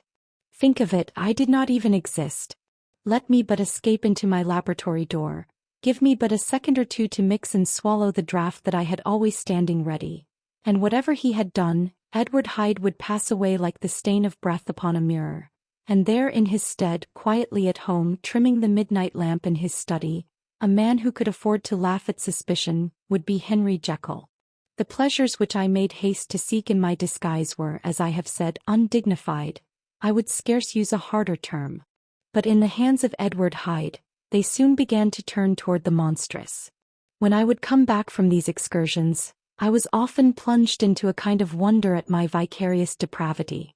This familiar that I called out of my own soul and sent forth alone to do his good pleasure, was a being inherently malign and villainous. His every act and thought centered on self, drinking pleasure with bestial avidity from any degree of torture to another, relentless like a man of stone. Henry Jekyll stood at times aghast before the acts of Edward Hyde, but the situation was apart from ordinary laws, and insidiously relaxed the grasp of conscience. It was Hyde after all, and Hyde alone, that was guilty. Jekyll was no worse. He woke again to his good qualities seemingly unimpaired. He would even make haste where it was possible to undo the evil done by Hyde. And thus his conscience slumbered. Into the details of the infamy at which I thus connived, for even now I can scarce grant that I committed it, I have no design of entering. I mean but to point out the warnings and the successive steps with which my chastisement approached. I met with one accident which, as it brought on no consequence, I shall no more than mention. An act of cruelty to a child aroused against me the anger of a passer-by, whom I recognized the other day in the person of your kinsman. The doctor and the child's family joined him. There were moments when I feared for my life, and at last, in order to pacify their too just resentment, Edward Hyde had to bring them to the door, and pay them in a check drawn in the name of Henry Jekyll. But this danger was easily eliminated from the future, by opening an account at another bank in the name of Edward Hyde himself. And when, by sloping my own hand backward, I had supplied my double with a signature, I thought I sat beyond the reach of fate. Some 2 months before the murder of Sir Danvers, I had been out for one of my adventures, had returned at a late hour, and woke the next day in bed with somewhat odd sensations. It was in vain I looked about me, in vain I saw the decent furniture and tall proportions of my room in the square, in vain that I recognized the pattern of the bed curtains and the design of the mahogany frame. Something still kept insisting that I was not where I was, that I had not wakened where I seemed to be, but in the little room in Soho where I was accustomed to sleep in the body of Edward Hyde. I smiled to myself and in my psychological way, began lazily to inquire into the elements of this illusion, occasionally, even as I did so, dropping back into a comfortable morning doze. I was still so engaged when, in one of my more wakeful moments, my eyes fell upon my hand. Now the hand of Henry Jekyll, as you have often remarked, was professional in shape and size. It was large, firm, white and comely. But the hand which I now saw clearly enough in the yellow light of a mid-London morning, lying half shut on the bedclothes, was lean, corded, knuckly, of a dusky pallor and thickly shaded with a swart growth of hair. It was the hand of Edward Hyde. I must have stared upon it for near half a minute, sunk as I was in the mere stupidity of wonder, before terror woke up in my breast as sudden and startling as the crash of cymbals, and bounding from my bed I rushed to the mirror. At the sight that met my eyes, my blood was changed into something exquisitely thin and icy. Yes, I had gone to bed Henry Jekyll, I had awakened Edward Hyde. How was this to be explained? I asked myself, and then with another bound of terror, how was it to be remedied? It was well on in the morning, the servants were up, all my drugs were in the cabinet. A long journey down 2 pairs of stairs through the back passage across the open court and through the anatomical theatre, from where I was then standing horror-struck. It might indeed be possible to cover my face. But of what use was that, when I was unable to conceal the alteration in my stature? And then with an overpowering sweetness of relief, it came back upon my mind that the servants were already used to the coming and going of my second self. I had soon dressed as well as I was able in clothes of my own size, had soon passed through the house, where Bradshaw stared and drew back at seeing Mr. Hyde at such an hour and in such a strange array. And 10 minutes later Dr. Jekyll had returned to his own shape and was sitting down, with a darkened brow, to make a feint of breakfasting. Small indeed was my appetite. This inexplicable incident, this reversal of my previous experience, seemed like the Babylonian finger on the wall, to be spelling out the letters of my judgment. And I began to reflect more seriously than ever before on the issues and possibilities of my double existence. That part of me which I had the power of projecting had lately been much exercised and nourished. It had seemed to me of late as though the body of Edward Hyde had grown in stature, as though, when I wore that form, I were conscious of a more generous tide of blood, and I began to spy a danger that, if this were much prolonged, the balance of my nature might be permanently overthrown, the power of voluntary change be forfeited, and the character of Edward Hyde become irrevocably mine. The power of the drug had not been always equally displayed. Once, very early in my career, it had totally failed me. Since then I had been obliged on more than one occasion to double, and once, with infinite risk of death, to treble the amount. And these rare uncertainties had cast hitherto the sole shadow on my contentment. Now, however, and in the light of that morning's accident, I was led to remark that whereas, in the beginning, the difficulty had been to throw off the body of Jekyll, it had of late gradually but decidedly transferred itself to the other side. All things therefore seemed to point to this, that I was slowly losing hold of my original and better self, and becoming slowly incorporated with my second and worse. Between these two I now felt I had to choose. My two natures had memory in common, but all other faculties were most unequally shared between them. Jekyll, who was composite, now with the most sensitive apprehensions, now with a greedy gusto, projected and shared in the pleasures and adventures of Hyde. But Hyde was indifferent to Jekyll, or but remembered him as the mountain bandit remembers the cavern in which he conceals himself from pursuit. Jekyll had more than a father's interest.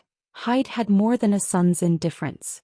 To cast in my lot with Jekyll was to die to those appetites which I had long secretly indulged and had of late begun to pamper.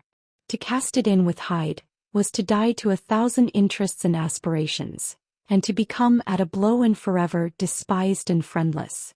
The bargain might appear unequal, but there was still another consideration in the scales, for while Jekyll would suffer smartingly in the fires of abstinence, Hyde would be not even conscious of all that he had lost. Strange as my circumstances were, the terms of this debate are as old and commonplace as man. Much the same inducements and alarms cast the die for any tempted and trembling sinner, and it fell out with me as it falls with so vast a majority of my fellows, that I chose the better part and was found wanting in the strength to keep to it. Yes, I preferred the elderly and discontented doctor, surrounded by friends and cherishing honest hopes, and bade a resolute farewell to the liberty, the comparative youth, the light step, leaping impulses and secret pleasures, that I had enjoyed in the disguise of Hyde. I made this choice perhaps with some unconscious reservation, for I neither gave up the house in Soho, nor destroyed the clothes of Edward Hyde, which still lay ready in my cabinet. For 2 months, however, I was true to my determination. For 2 months, I led a life of such severity as I had never before attained to, and enjoyed the compensations of an approving conscience. But time began at last to obliterate the freshness of my alarm. The praises of conscience began to grow into a thing of course. I began to be tortured with throes and longings as of Hyde struggling after freedom, and at last, in an hour of moral weakness, I once again compounded and swallowed the transforming draught. I do not suppose that, when a drunkard reasons with himself upon his vice, he is once out of 500 times affected by the dangers that he runs through his brutish physical insensibility. Neither had I, long as I had considered my position, made enough allowance for the complete moral insensibility and insensate readiness to evil, which were the leading characters of Edward Hyde. Yet it was by these that I was punished. My devil had been long caged, he came out roaring. I was conscious, even when I took the draught, of a more unbridled, a more furious propensity to ill. It must have been this, I suppose, that stirred in my soul that tempest of impatience with which I listened to the civilities of my unhappy victim. I declare, at least before God, no man morally sane could have been guilty of that crime upon so pitiful a provocation, and that I struck in no more reasonable spirit than that in which a sick child may break a plaything. But I had voluntarily stripped myself of all those balancing instincts by which even the worst of us continues to walk with some degree of steadiness among temptations. and in my case to be tempted however slightly was to fall. Instantly the spirit of hell awoke in me and raged. With a transport of glee, I mauled the unresisting body, tasting delight from every blow, and it was not till weariness had begun to succeed, that I was suddenly, in the top fit of my delirium, struck through the heart by a cold thrill of terror.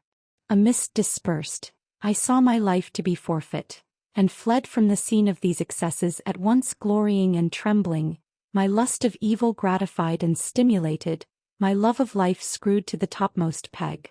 I ran to the house in Soho and, to make assurance doubly sure, destroyed my papers.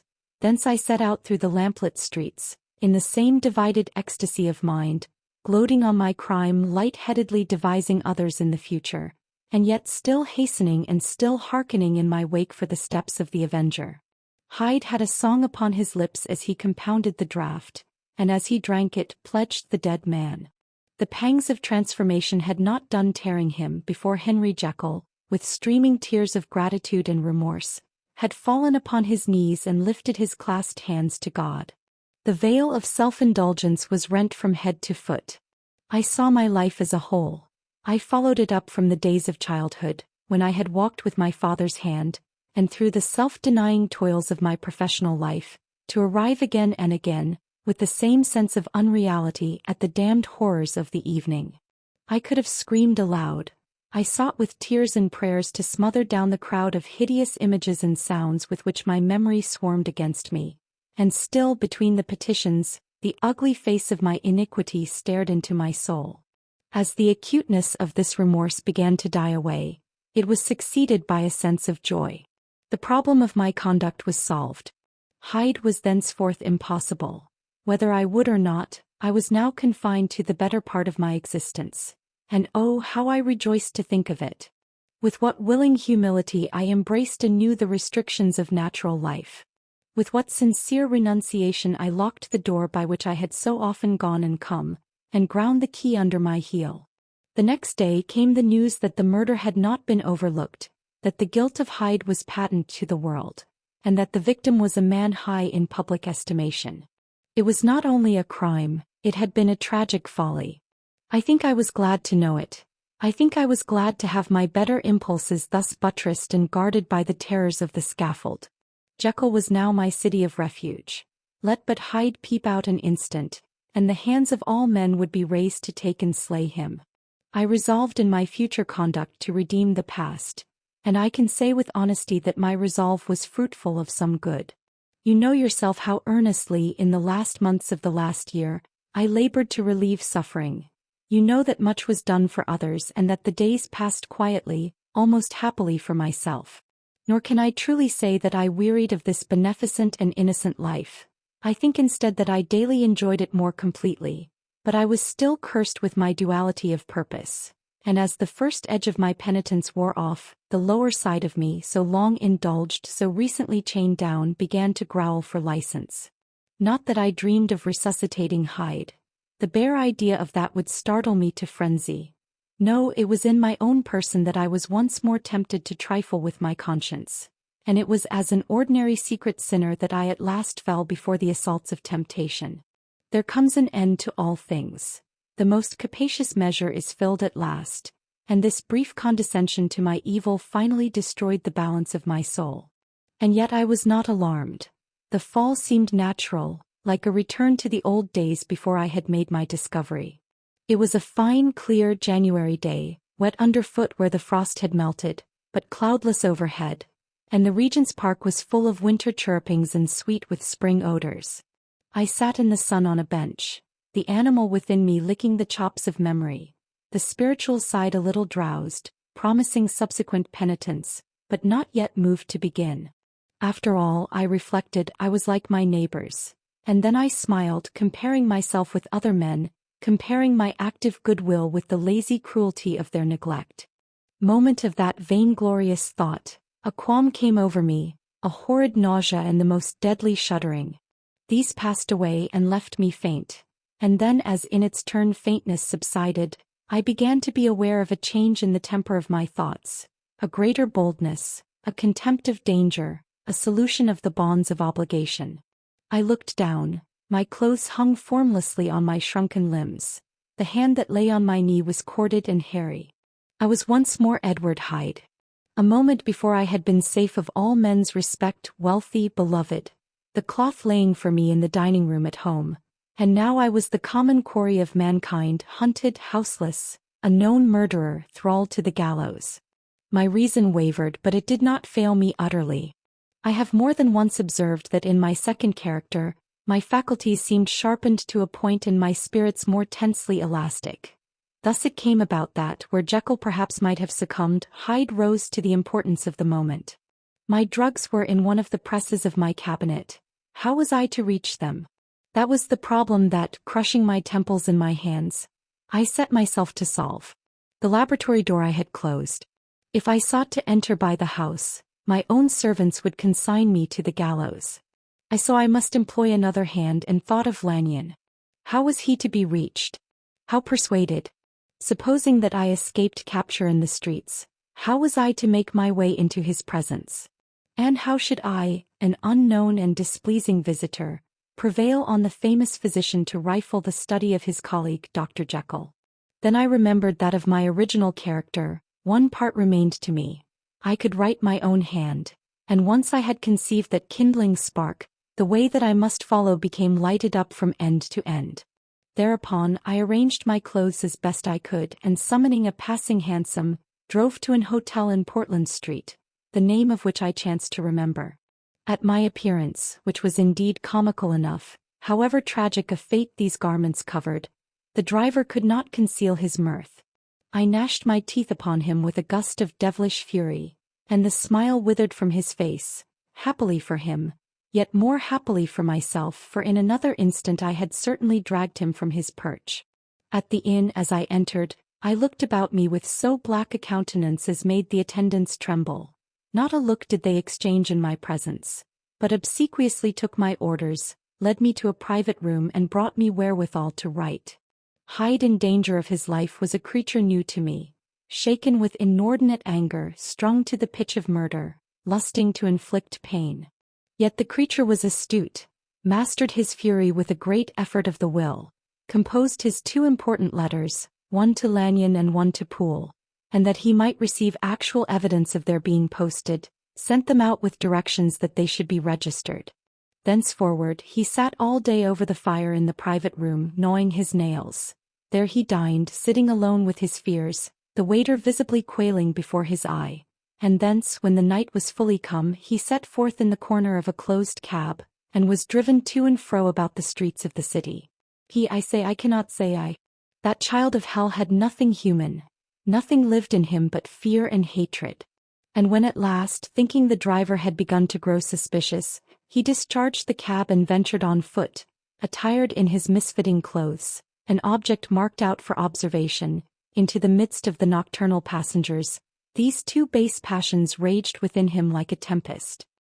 He walked fast, hunted by his fears, chattering to himself, skulking through the less frequented thoroughfares, counting the minutes that still divided him from midnight. Once a woman spoke to him, offering, I think, a box of lights. He smote her in the face and she fled. When I came to myself at Lanyon's, the horror of my old friend perhaps affected me somewhat. I do not know. It was at least but a drop in the sea to the abhorrence with which I looked back upon these hours. A change had come over me. It was no longer the fear of the gallows, it was the horror of being Hyde that racked me. I received Lanyon's condemnation partly in a dream. It was partly in a dream that I came home to my own house and got into bed. I slept after the prostration of the day, with a stringent and profound slumber which not even the nightmares that wrung me could avail to break. I awoke in the morning shaken, weakened, but refreshed.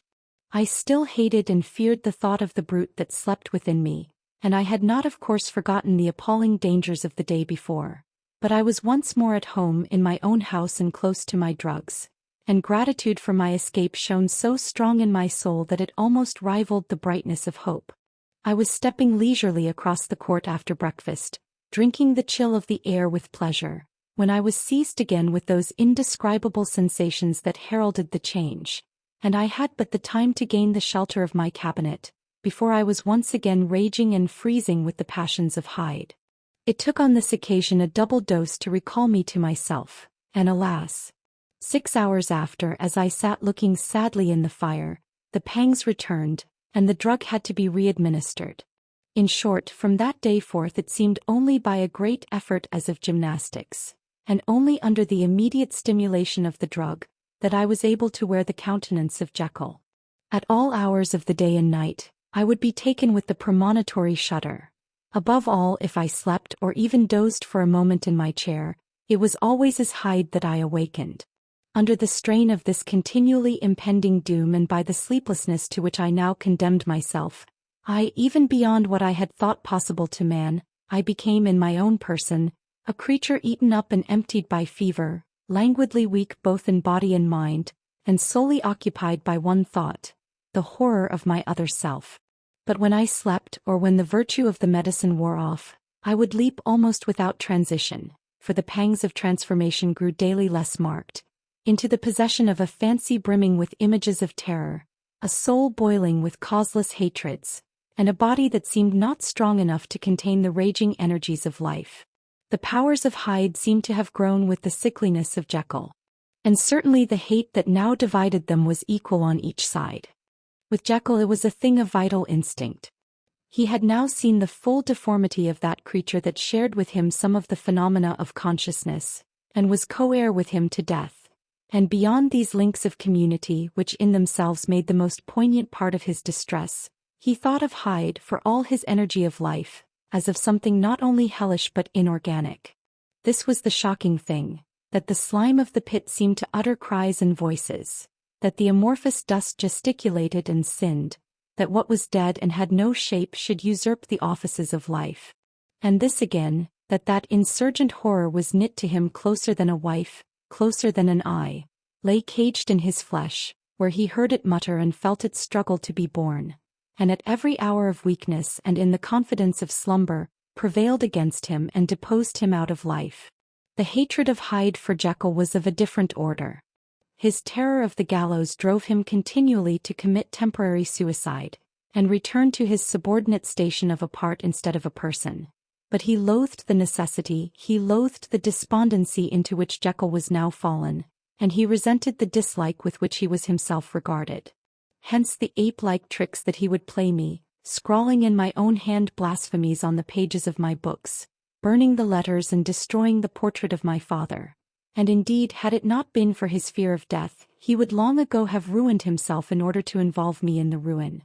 But his love of life is wonderful. I go further. I, who sicken and freeze at the mere thought of him, when I recall the abjection and passion of this attachment, and when I know how he fears my power to cut him off by suicide, I find it in my heart to pity him. It is useless, and the time awfully fails me to prolong this description. No one has ever suffered such torments, let that suffice. And yet even to these habit brought, no, not alleviation, but a certain callousness of soul, a certain acquiescence of despair, and my punishment might have gone on for years, but for the last calamity which has now fallen, and which has finally severed me from my own face and nature. My provision of the salt, which had never been renewed since the date of the first experiment, began to run low. I sent out for a fresh supply and mixed the draught. The ebullition followed, and the first change of color, not the second. I drank it, and it was without efficiency. You will learn from Poole how I have had London ransacked. It was in vain, and I am now persuaded that my first supply was impure, and that it was that unknown impurity which lent efficacy to the draught. About a week has passed, and I am now finishing this statement under the influence of the last of the old powders. This then is the last time, short of a miracle, that Henry Jekyll can think his own thoughts or see his own face, now how sadly altered, in the glass. Nor must I delay too long to bring my writing to an end, for if my narrative has hitherto escaped destruction, it has been by a combination of great prudence and great good luck. Should the throes of change take me in the act of writing it, Hyde will tear it in pieces. But if some time shall have elapsed after I have laid it by, his wonderful selfishness and circumscription to the moment will probably save it once again from the action of his ape-like spite. And indeed the doom that is closing on us both has already changed and crushed him. Half an hour from now, when I shall again and forever rein do that hated personality, I know how I shall sit shuddering and weeping in my chair or continue, with the most strained and fear-struck ecstasy of listening, to pace up and down this room, my last earthly refuge, and give ear to every sound of menace. Will Hyde die upon the scaffold? Or will he find courage to release himself at the last moment? God knows, I am careless. This is my true hour of death, and what is to follow concerns another than myself. Here then, as I lay down the pen and proceed to seal up my confession, I bring the life of that unhappy Henry Jekyll to an end.